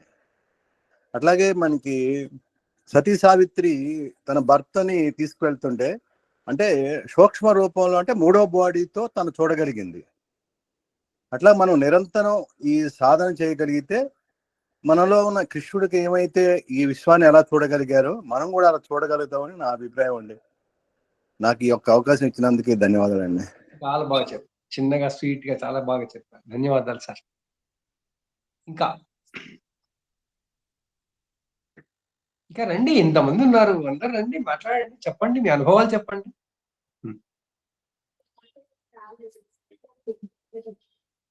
శ్రీ గురుభ్యో నమః.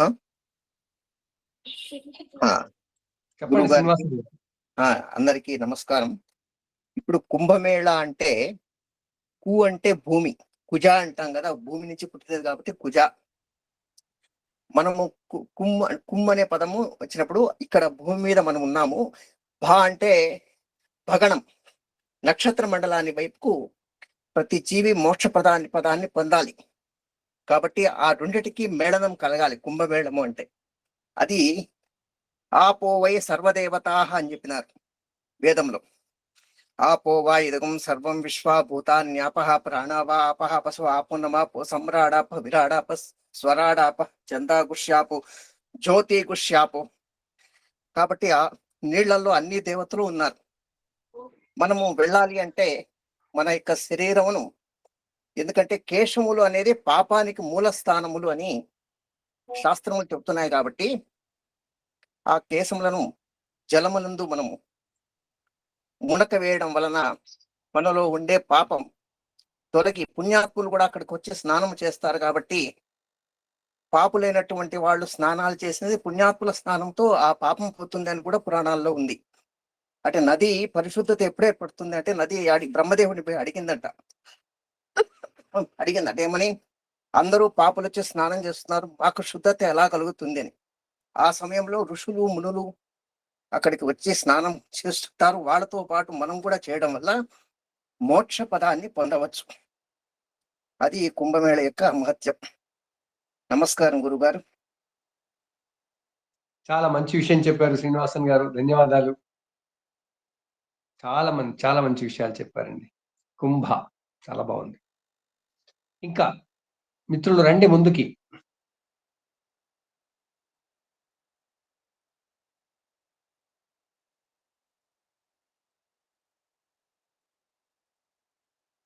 ఈలోగా మనకి మిత్రుడు ధనుంజయ్ అడిగాడు ఒక ప్రశ్న, పుష్కరుడు అంటే ఏమిటి అని. పుష్కరుడు అనేవాడు ఒక వ్యక్తి కాదు. పుష్కరుడు అనేది గురువు యొక్క గురుత్వాకర్షణ శక్తికి పేరు. ఆ గురుత్వాకర్షణ శక్తి ప్రతి నదిలోనూ ఉంటుందని, ప్రతి నదిలోనూ పుష్కరుడు ఉంటాడు అని.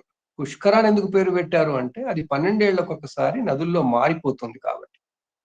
ఆ క్రమంలో నదికి పుష్కరాలు వచ్చినప్పుడు, పుష్కరాలు వచ్చాయి అంటే అక్కడ ఎవరున్నారు మరి అంటే ఆ గురువు యొక్క గురుత్వాకర్షణ శక్తి ఉంటుంది. దాంట్లో ఇంతకు ముందు మన వక్తలు చెప్పినట్టుగా అక్కడ ఆ మార్పు మనకి ఎంతో అనుకూలంగా ఉండే అవకాశం ఉంటుంది కాబట్టి పుష్కర స్నానం చేయమన్నారు.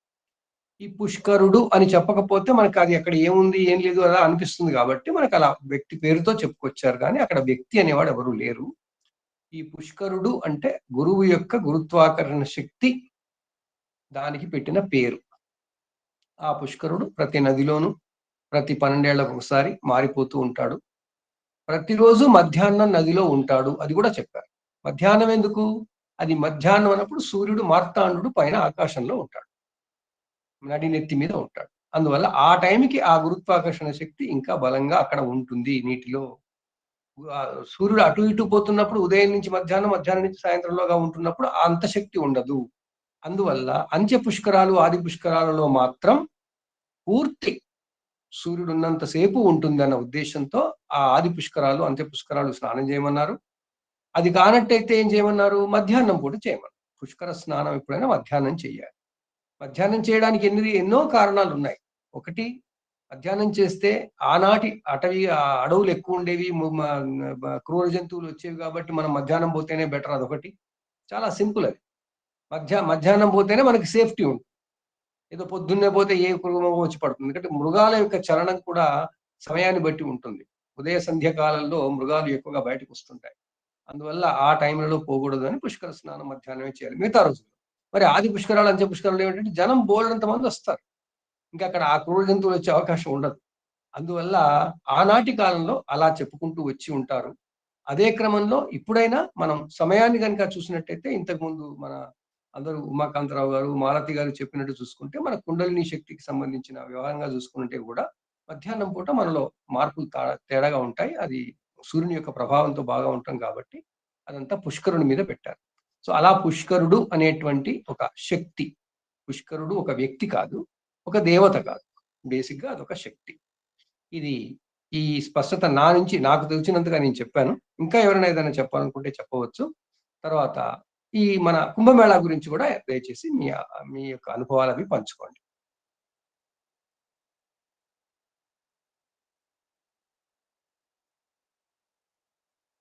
చెప్పండి.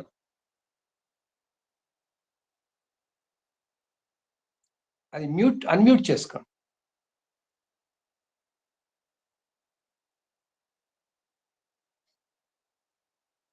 అది అన్మ్యూట్ చేసుకొని మాట్లాడాలి.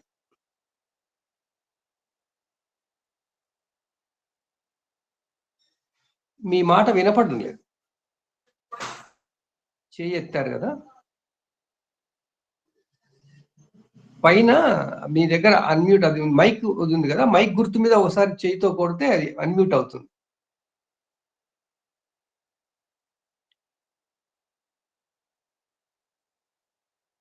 ఇంకా ఎవరైనా మిత్రులు ఏమైనా సందేహాలు ఉన్నా అడగండి. మనకి ఇంకా ఒక 10-15 నిమిషాల టైం ఉంది. అప్పుడు మనం గురువు గారిని తమ జ్యోతిర్వాణి వినమని వినిపించమని చెప్పుదాం, అడుగుదాం. ఈలోగా కుంభమేళా గురించి సంబంధించి కానీ, కుంభమేళా జ్యోతిషానికి సంబంధించి కానీ, నదీ పుష్కరాలకు సంబంధించి కానీ ఏమైనా సందేహాలు ఉంటే అడగండి. చెప్పండి, చెయ్యి ఎత్తిన మిత్రులు అన్మ్యూట్ చేసుకోండి, అడగండి, లేదా మీ జ్యోతిర్వాణి వినిపించండి.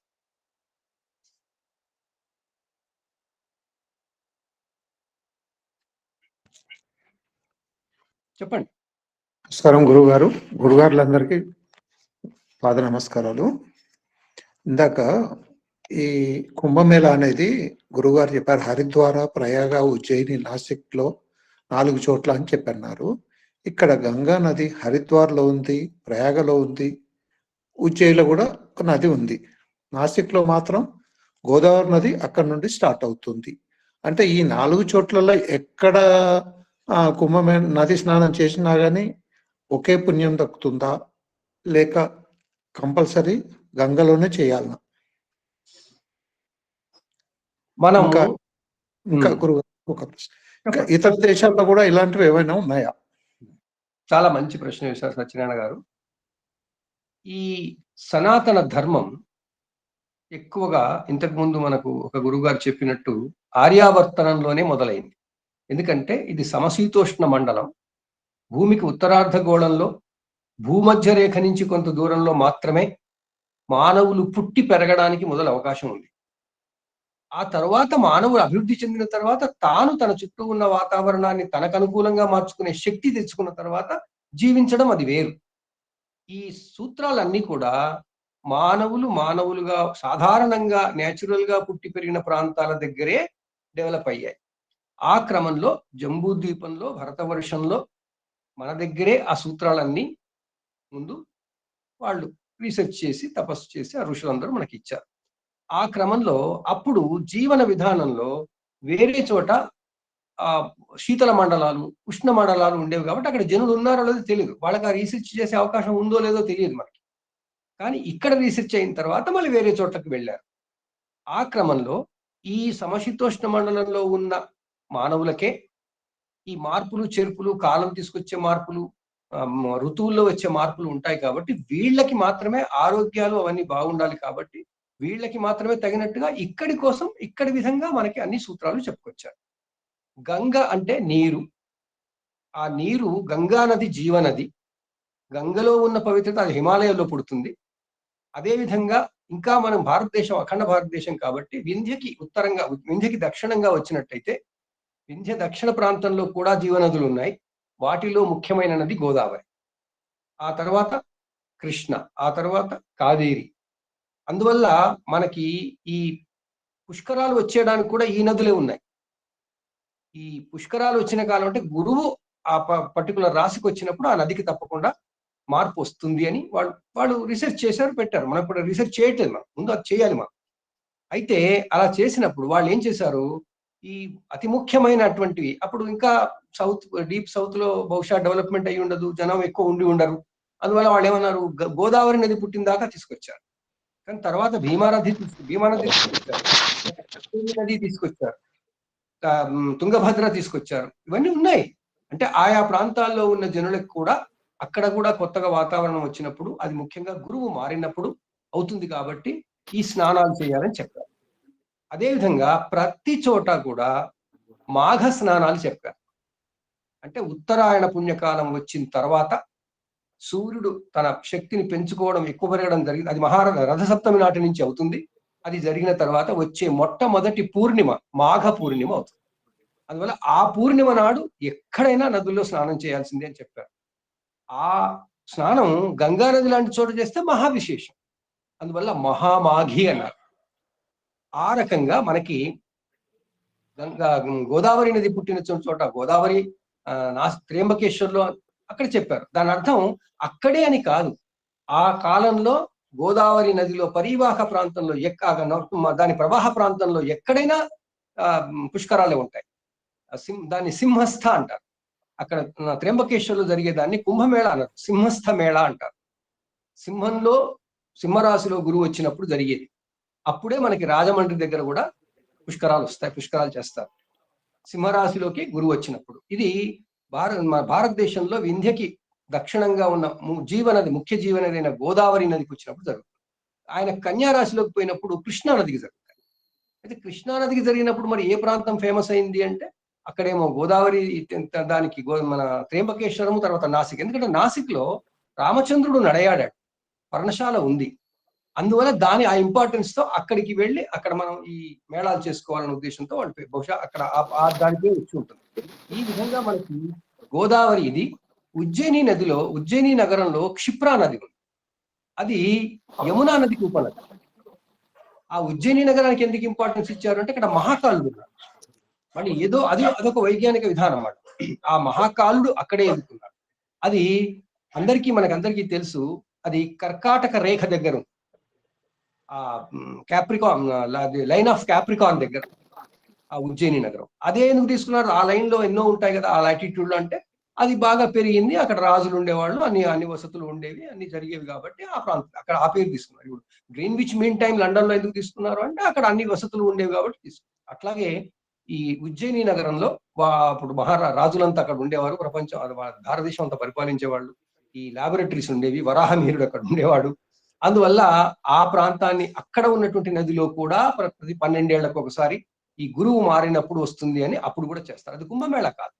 కుంభమేళాలు అని చెప్పబడే 4 చోట్ల గురించి చెప్పారు. కుంభమేళాలు ప్రతి 12 ఏళ్లకి జరిగేది. అది నా పుష్కరాలతో సంబంధం ఉండొచ్చు, ఉండకపోవచ్చు. ఇప్పుడు ప్రయాగలో జరిగేదానికి పుష్కరాలతో సంబంధం లేదు. ప్రయాగలో గంగానదికి పుష్కరాలు గురువు మేషరాశిలోకి వచ్చినప్పుడు వస్తాయి. కానీ గురువు వృషభరంలో ఉన్నప్పుడు కూడా ప్రయాగలో కుంభమేళా అవుతుంది, మిథునంలో ఉన్నప్పుడు కూడా అవుతుంది. తర్వాత మళ్ళీ ఈ ఉజ్జయినిలో వృశ్చిక రాశిలోకి వచ్చినప్పుడు అవుతుంది. అంటే అది తులా సంక్రమణం తర్వాత. అంటే ఏదైనా విషువత్తులకి ఉత్తరాయణ దక్షిణాయనాలకే సంబంధం ఉందండి. చాలా చాలా సైంటిఫిక్ గా ఉంది.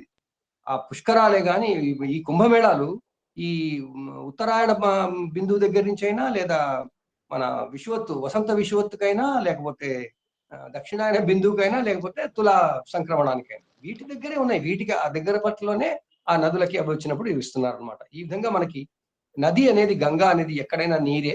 ఆ యొక్క భౌగోళిక పరిస్థితులను బట్టి అవుతుంది.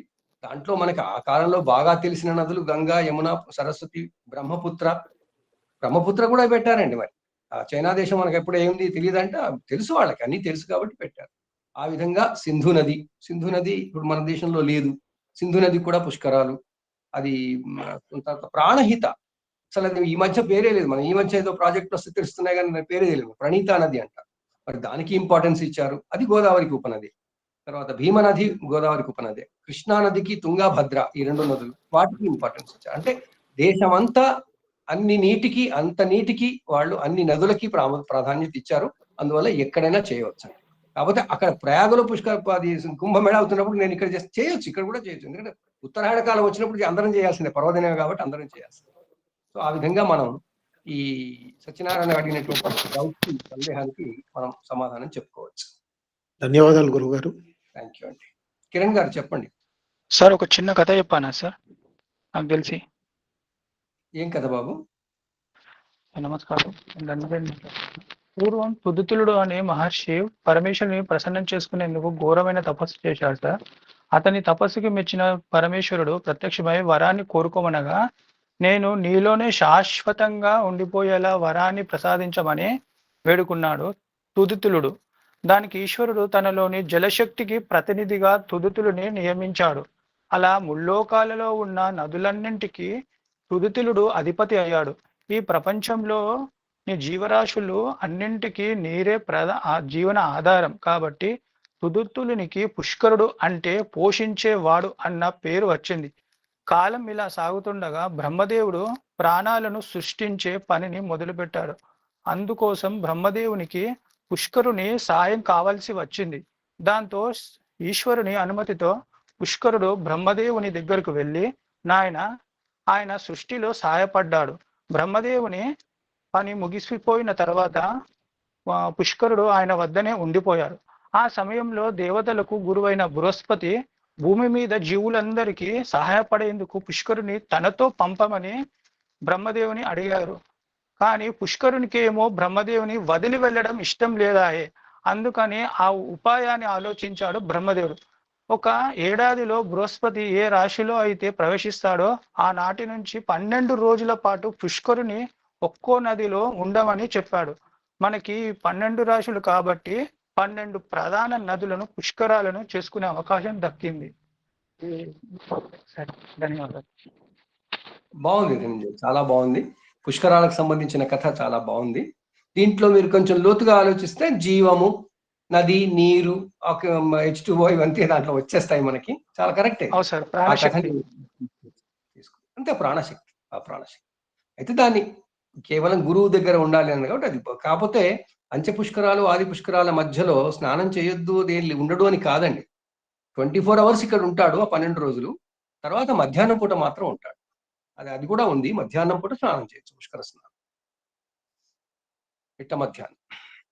Okay, thank you. మంచి మంచి కథ చెప్పారు. ఇంకా మిత్రులు ఏమైనా సందేహాలంటే అడగండి. కనీసం ఇలాగే ఏదో చర్చ జరుగుతుంది, ఏదో విషయం వస్తుంది, ఎవరో ఒకరు చెప్తారు కదా మనకి.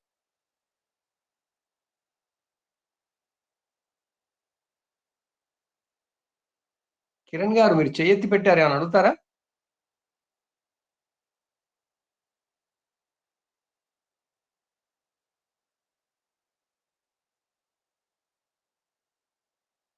సిఎస్ రావు గారు.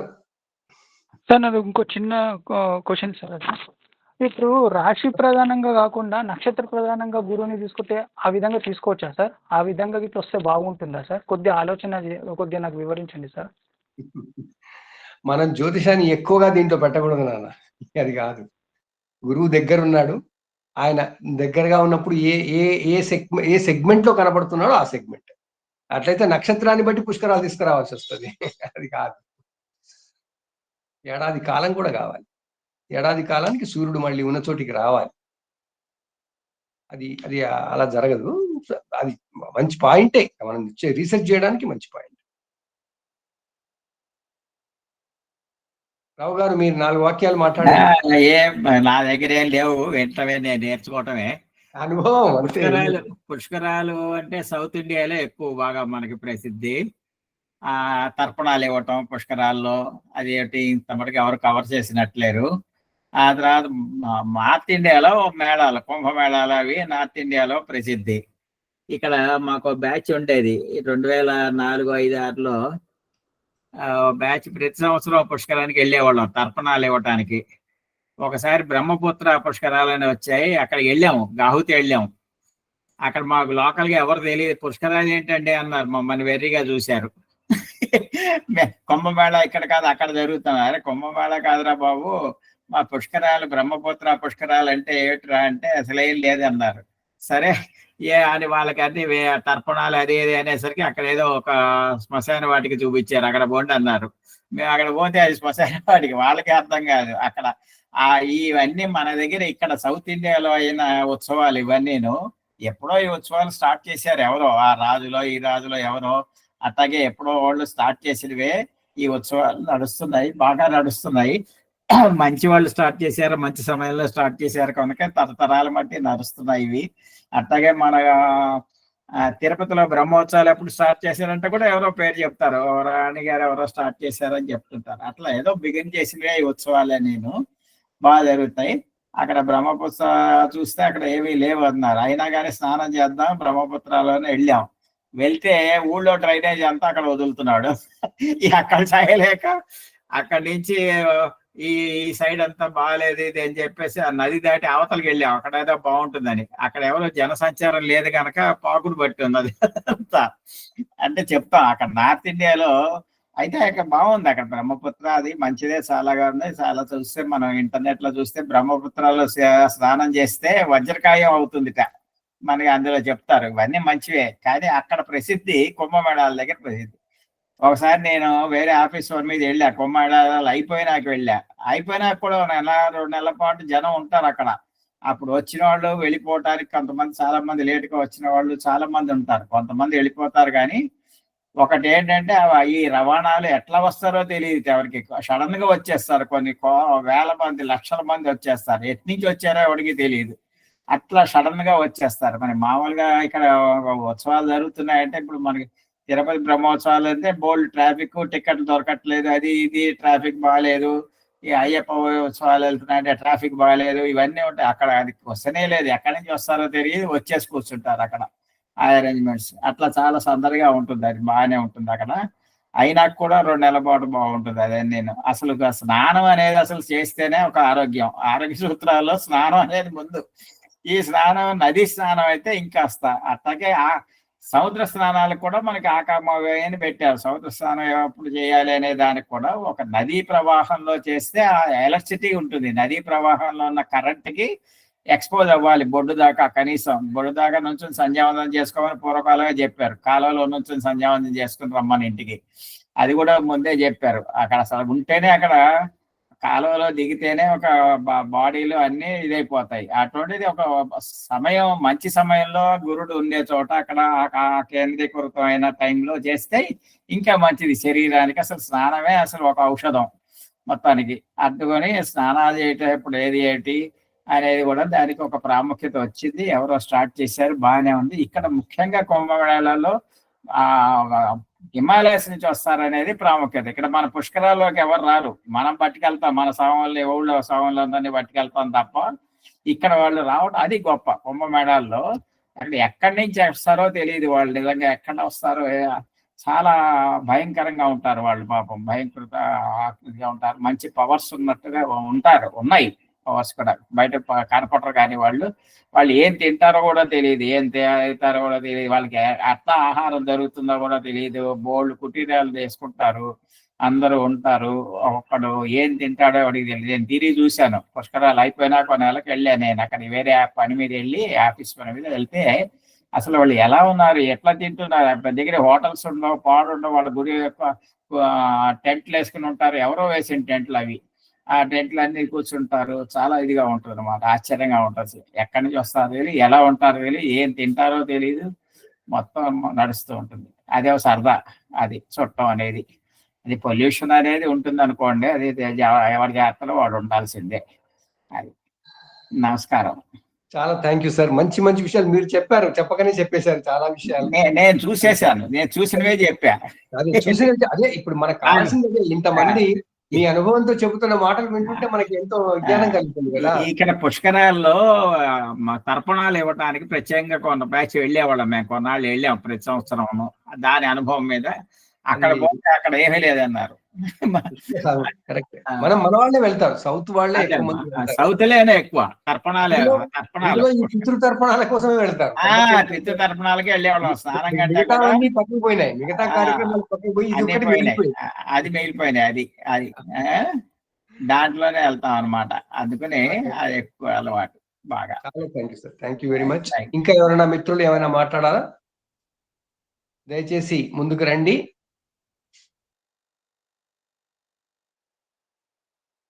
ఇంకా ఏమైనా సందేహాలు ఉంటే అడగండి.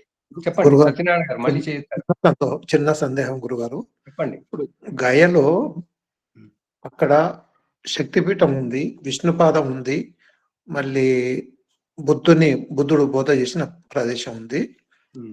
అక్కడ 101 పితృతర్పణాలప్పుడు 101 పిండాలు పెట్టిస్తారు. అక్కడ పంతులు గారు ఉంటారు, చాలా పద్ధతి ప్రకారంగా చేయిస్తారు. అయితే చివరకు ఆత్మపిండం అనే ఒకటి పెట్టిస్తారు. ఆత్మపిండం పెట్టిన వాళ్ళకి తదనంతరము చనిపోయిన తర్వాత తర్పణాలు చేయకున్నా వాళ్లకు ముక్తి లభిస్తుందా, లేక తన వారసులు కంపల్సరీ చేయాల్సిందేనా? ఎవరు లేని వాళ్ళు ఉంటారు, పిల్లలు లేని వాళ్ళు. ఇంతకు ముందు ఎప్పుడో ఒకసారి మన జ్యోతిర్వాణిలో ఆత్మపిండం గురించి వచ్చిందండి. అది పెద్ద చర్చ అవుతుంది. ఒకటి ఏంటంటే, ముఖ్యంగా ఆత్మపిండం పెట్టుకుంటే తర్వాత వాళ్ళు చేయాల్సిన పని లేదా అంటే, ఇప్పుడు మనం బతికుండగా మనం ఏమైనా పనులు చేసిన తర్వాత, మనం వెళ్ళిపోయిన తర్వాత ఉన్నవాళ్ళు వాళ్ళ పనులు వాళ్ళు చేసుకోవాలా వద్దా? వాళ్ళ పనులు వాళ్ళు చేసుకోవాల్సిందే కదా. చనిపోయిన వాళ్ళకి చేసే పని చనిపోయిన వాళ్ళ కొరకు కాదండి, ఉన్న వాళ్ళ కొరకే చేసేది. మీరు కాస్త లోతుగా ఆలోచిస్తే, చనిపోయిన వాళ్ళ పేరు మీద వాళ్ళు ఉన్నప్పుడు వాళ్ళు సంపాదించుకున్నది మళ్ళీ సొసైటీకి ఇవ్వమని మొట్టమొదటిది దానం. వాళ్ళు వెళ్ళిపోయిన తర్వాత వాళ్ళ యొక్క మార్గదర్శనాన్ని మర్చిపోకుండా వాళ్ళని మన జ్ఞాపకాలలో ఉంచుకుని వారి అనుభవాలన్నీ మనం తీసుకుని మనం వారి వంశాన్ని కొనసాగిస్తున్నాం కాబట్టి మనం కూడా వాళ్ళని రోల్ మోడల్ గా చేసుకొని చేయాలి. కాబట్టి వాళ్ళకి రెస్పెక్ట్ గా ముందు చేసే పనులన్నీ కూడా పితృకర్మలు అంటారు. ఆ పితృకర్మలు చేసేది వాళ్ళ కోసం కాదు, వాళ్ళ కోసం అని చెబితే చేస్తారు అని గ్రంథాల్లో చెప్పారు. కానీ అది చేసేది మన కోసం. మన కోసం చేయకపోతే ఏమవుతుంది? పితృశాపం వస్తుంది. అది జ్యోతిషంలో విస్తారంగా చెప్పబడింది. సో పితృశాపం వస్తుంది కాబట్టి వీళ్ళు తప్పకుండా వీళ్ళే చెయ్యాలి. అది వీళ్ళ పని, చచ్చినవాడి కోసం కాదు. చచ్చినవాడి కోసం చేసేది చచ్చినవాడు చేసుకున్నవన్నీ అయిపోతాయి. మీరు ఆత్మపిండం పెట్టుకొని వచ్చినా రాకపోయినా చనిపోయిన తర్వాత తన పితృదేవతల కోసం చేయవలసిన పని వీళ్ళు చేయవలసిందే. ఉన్నవాడు ఆత్మపిండమే పెట్టుకోలేకపోని అది అనవసరం. అతను చేసే కార్యక్రమాల ఫలితాలు అతనికి అందుతాయి. ఆత్మపిండం పెట్టుకున్నంత మాత్రాన ముందు ఫ్యూచర్ లో కర్మకాండాలు నాకు అక్కర్లేదు అని అనుకోవడం అది మంచిది కాదు. అది అలాంటి విషయం ఎక్కడా లేదు. అది ఏదో పుట్టుకొచ్చింది. ఆత్మపిండం అనే మాటే అసలు ఆత్మపిండం ఏంటంటే మన జీన్స్ మన దగ్గరే ఉంటాయి. మనం ఇంకోరికి ఇచ్చిదా వెళ్ళిపోతాం. ఆ జీన్స్ ఇచ్చిన జీన్స్ మనం తీసుకోలేం కదా. అందువల్ల ఆత్మపిండం అనేది పెట్టుకుంటే మిగతా తర్వాత పితృకార్యాలు అవసరం లేదనేది చాలా తప్పు. అదేం కాదు. జీన్స్ అని బాగా చెప్పారు గురువు గారు. పితృకార్యాలు చేసేది ముఖ్యంగా మన కోసం. జీన్స్ ని మీరు ప్యూరిఫై చేసుకుంటున్నారు. మనకి ఆస్తులు వచ్చినా రాకపోయినా జీన్స్ మటుకు వచ్చాయి, అది గ్యారంటీ. జీన్స్ రానివాడు లేడు. పితృ కార్యక్రమంలో వాత్సల్యంతో వచ్చినవి జీన్స్ తప్పకుండా వచ్చాయి. ఆస్తులు వచ్చాయో లేదో, అవి నిలుస్తాయో లేదో కూడా తెలియదు. వచ్చిన ఆస్తులు మన జీన్స్ మనం ప్యూరిఫై చేసుకోవడమే పితృతర్పణాలు మాతృతర్పణాలు చేయటం అనేది. మన జీన్స్ మనం ప్యూరిఫై చేసుకుంటున్నాం. సైంటిఫిక్ గా ఇదో ప్రాసెస్.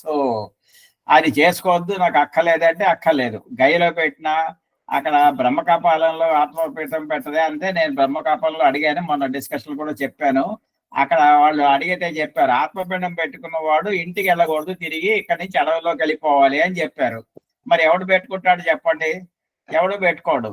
ఆ తర్వాత ఇట్లాగే ఈ తర్వాత ఏంటంటే అక్కడ గయలో పెట్టినా అక్కడ పెట్టుకున్నా అక్కర్లేదు అంటే అర్థం ఏంటంటే పెట్టకపోయినా పర్వాలేదు కానీ అని, అంతేగాని మానేయమని కాదు అక్కడ చెప్పింది. ఎవరిని మానేయమని చెప్పాల. మన లోపల ఉన్న జీన్స్ ఉన్నాయి, డిఎన్ఏ అంటే బాగా అర్థమవుతుంది. ఇప్పుడు ఆ డిఎన్ఏని ప్యూరిఫై చేసుకోవడమే పని అనమాట. మీరు ప్యూరిఫై చేసుకోకపోతే డిఎన్ఏ రోగాలు వస్తాయి.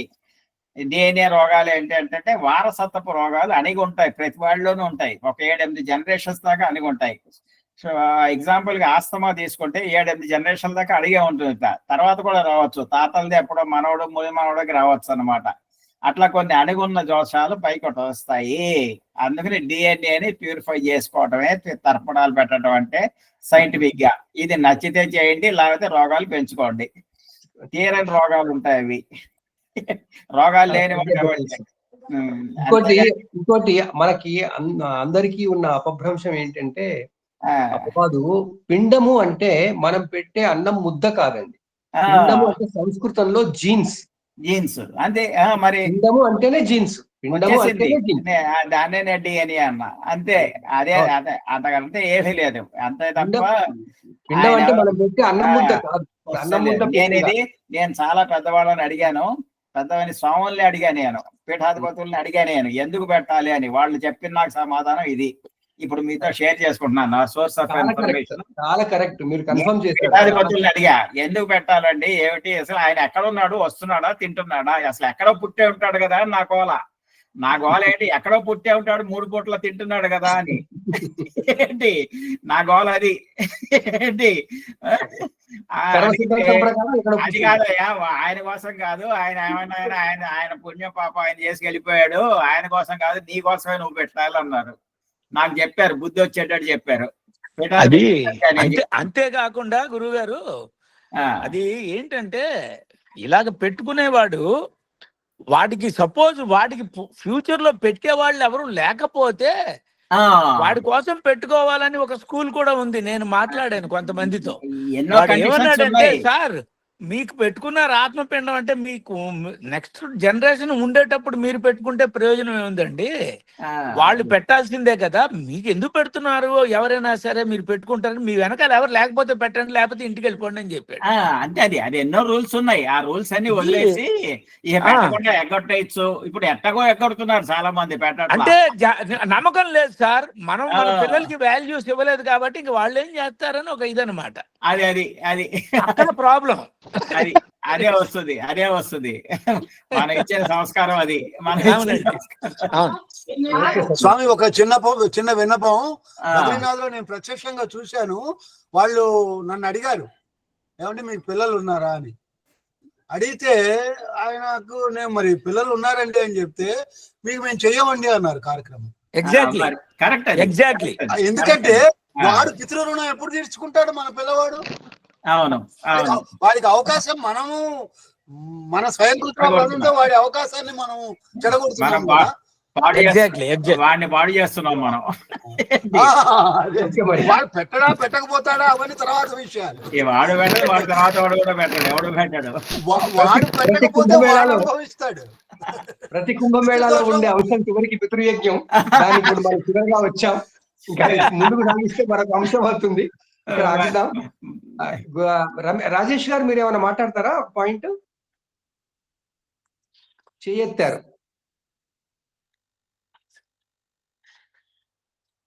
రాజేష్.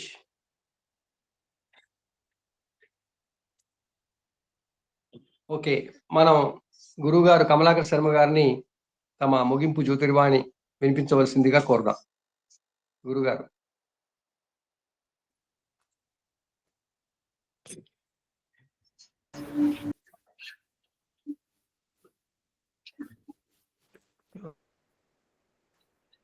నమస్కారం సార్. యోదైవ శ్రితాస్మాకం ధియో ధర్మాది గోచరాః ప్రేరయేత్ తస్యేత్ భర్గః తద్వరేణ్యముపాస్మహే. శ్రీ గురుభ్యో నమః. శ్రీమాత్రే నమః. జ్యోతిస్వరూపులందరికీ కూడా నమస్కారం. మనిషి తనను తాను ఉద్ధరించుకోవడానికి ఎన్నో రకాల కార్యక్రమాలు చేస్తూ ఉంటాడు. ఉద్ధరేది ఆత్మనాత్మానం నా ఆత్మానం సాధయేత్ అని చెప్పేసి భగవద్గీత చెప్పే వాక్యం అదే. మనిషి లోపల ఉండేటటువంటిది జలమే 3/2 మనిషి మారవలసింది జల స్వరూపానికి అని గుర్తు చేయటం అనేది ఈ మేళా లక్ష్యం. అంటే ఘన పదార్థంగా ఉన్నటువంటి నీ జీవితాన్ని ద్రవ పదార్థంగా మారి ప్రవహించే ధర్మం వైపు తీసుకొని వెళ్ళు, నీలో శుద్ధత పెంచుకో అనేటటువంటి భావానికి సంకేతమే ఈ పుష్కరాలు మేళాలన్నీ కూడా. ఒక ప్రత్యేకమైనటువంటి సమయం ఏర్పడుతున్నప్పుడు ఆ ప్రత్యేక సమయాల్లో స్నానాదులు దానాదులు కనుక చేసేటట్టయితే దానికి విశేషాలు ఉంటాయి. కాబట్టి ఆ ప్రత్యేక సమయాల్లో కనుక ఆ పని చేస్తే ఇంకా సంతోషం అని చెప్పడానికి కోసం ఇవన్నీ బయటికి కనపడుతూ ఉంటాయి. పంచీకరణ వ్యవస్థ లోపల శబ్ద స్పర్శ రూప రస గంధ అనేటటువంటి 5 తన్మాత్రలతో కూడుకుంటే భూమి అవుతుంది. దాంట్లో గంధ భావన శబ్ద స్పర్శ రూప రస నుంచి గంధము అనేది ఒక్కటి వదిలిపెడితే 4 తన్మాత్రలతో కూడుకుంటే జలము, 3 తన్మాత్రలతో కూడుకుంటే అగ్ని, 2 తన్మాత్రలతో కూడుకుంటే వాయువు, 1 అయితే ఆకాశం, అది కూడా లేకుంటే శక్తి అనేటటువంటి చైతన్యము పరమాత్మ అనే భావంలో మనం ఉన్నాం. మరి కనీసం ఇటు నుంచి అటువైపు వెళ్ళాలి అనుకుంటున్నప్పుడు కొన్నిటిని వదలాలి అంటే దేన్ని చూస్తూ మనం వదలాలి, దేనితో కలిసి జీవితం కొనసాగించాలి అన్నప్పుడు గత కాలంలో కూడా చేసినటువంటి విధానం. నదులు ఎక్కడైతే ఉంటాయో అక్కడికి ప్రవహించాలి, మనం కూడా కదిలి నడుచుకుంటూ వెళ్ళాలి, యాత్ర చేయాలి. ఇప్పుడు యాత్ర అంటే ఫ్లైట్ లో వెళ్ళి గంట సేపట్లో మునిగిపోయి మళ్ళీ వెంటనే ఇంటికి వచ్చేయటం కాకుండా, అప్పట్లో యాత్రా ధర్మం చేయటం కాకుండా ఆ ప్రాంతంలో కాస్త వసించాలి. ఆ ప్రవాహ ధర్మం లోపల కాస్త శరీరాన్ని పెట్టి శుద్ధం చేసుకోవటమే కాకుండా ఆ ప్రవాహాన్ని దర్శిస్తూ జపం చేసుకునేటువంటి విధానం. ఎందుకంటే ప్రవాహ ధర్మంలో ఉండేటటువంటి ఆ జలాన్ని చూస్తూ ఉంటుంటే మనలో కూడా కొన్ని పాప ప్రక్షాళన అని చెప్పేసి, క్షాళనం అనేది ఎక్కడ జరుగుతుంటుంది? ప్రక్షాళనం అనేది అంటే జలంతో కలిస్తే.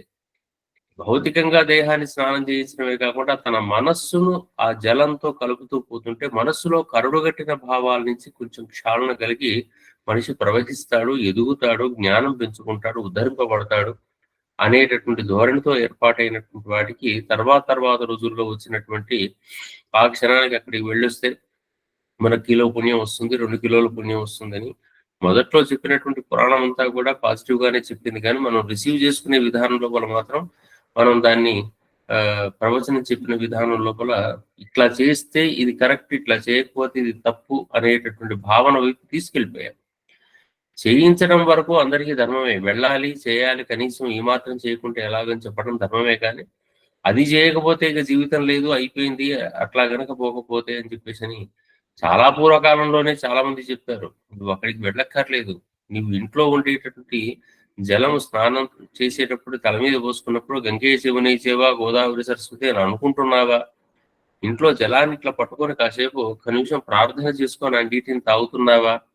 ఆ జలంతో నీకు ఉన్న అనుబంధం ఏమిటి? నువ్వు ఆలోచించే విధానం ఏమిటి? ఈ ధోరణి ఏది మన దగ్గర లేకుండా మనం కేవలం ఒక పరుగెత్తుకొని పోయి చేస్తున్నటువంటి పనిలో పడిపోయాం. కాబట్టి ఇంతకుముందు సోమనాథ్ శాస్త్రి గారు చెప్పినటువంటి విధానం ప్రకారంగా ఒకసారి ఆలోచించండి, వివేచించండి.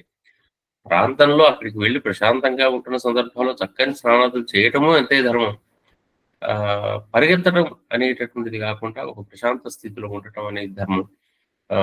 శరీరంలో అనారోగ్యాలు ఉంటున్నప్పటికీ కూడా అక్కడ పోయి తీసుకెళ్తే స్నానం చేయిస్తే తగ్గిపోతుందేమో అనుకుంటే అనారోగ్యాన్ని ఆ జలంలో కలిపి మరికొంతమందికి అందించడం అనేటటువంటిది ధర్మం కాదు.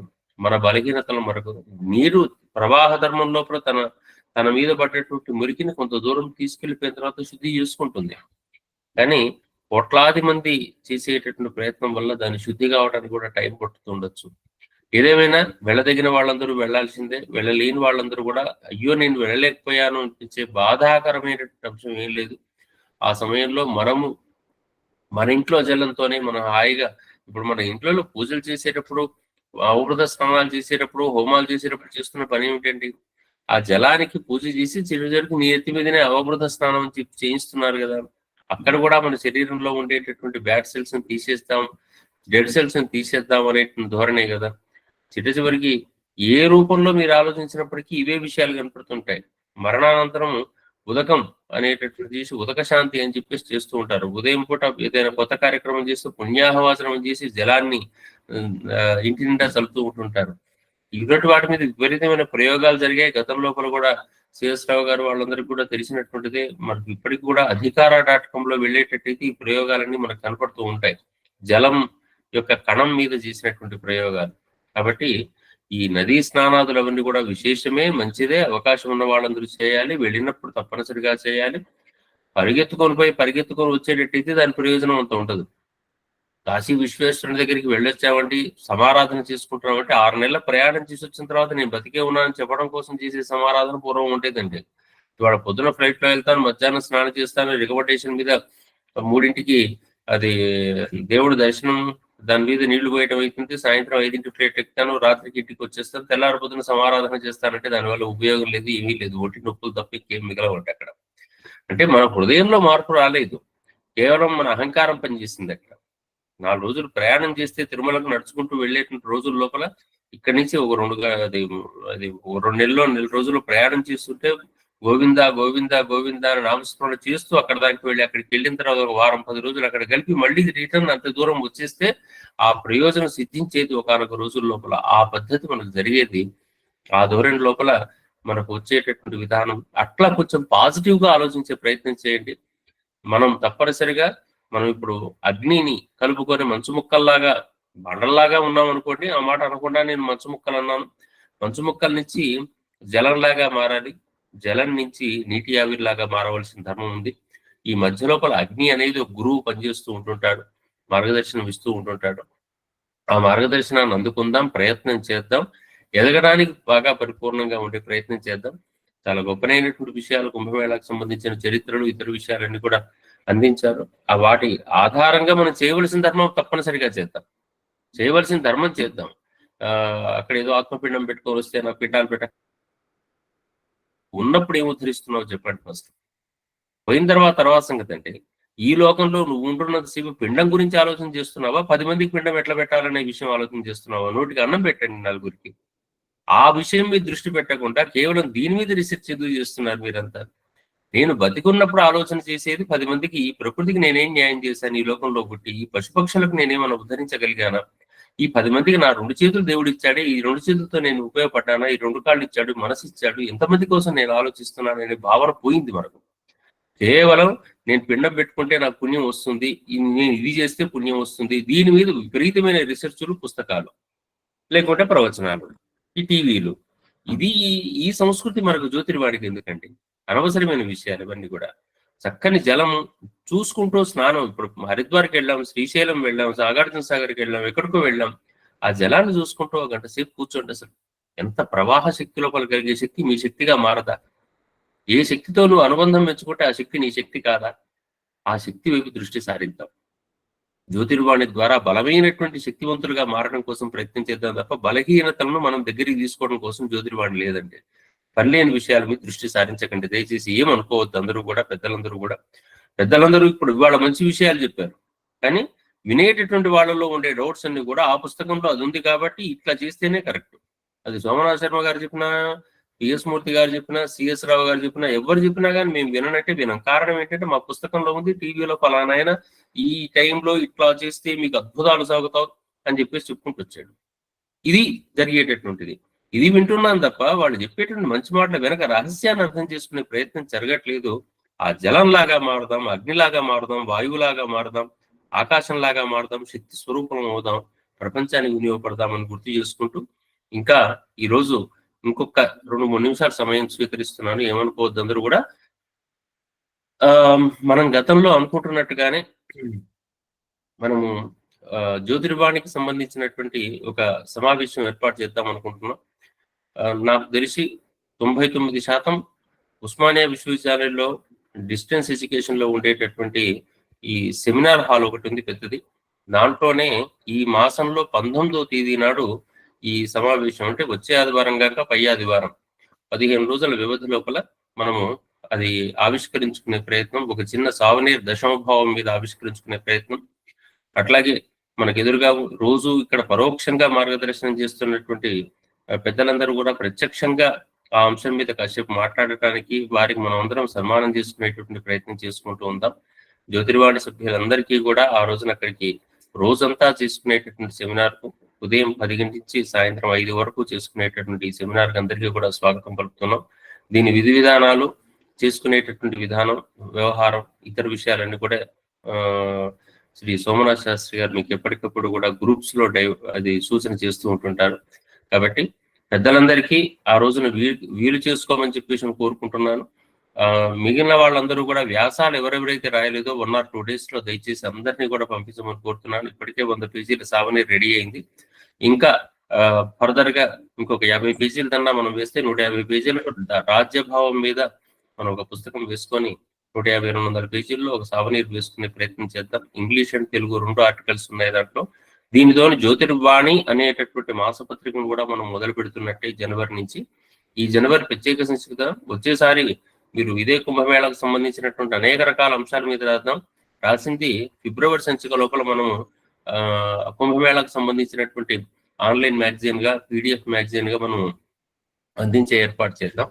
దయచేసి మరొకసారి గుర్తుపెట్టుకోండి, జనవరి 19వ తేదీ నాడు మనము హైదరాబాద్ లో మనం ప్రత్యక్షంగా ఉదయం అంతా ఇక్కడ కలిసే ప్రయత్నం చేద్దాం. అందరికీ కూడా మరొకసారి స్వాగతం అన్నిటికీ పలుకుతూ ఈనాటి ఈ సమావేశానికి అందరికీ కూడా ధన్యవాదాలు తెలియజేసుకుంటూ అందరికీ నమస్కారం, స్వస్తి, సెలవు.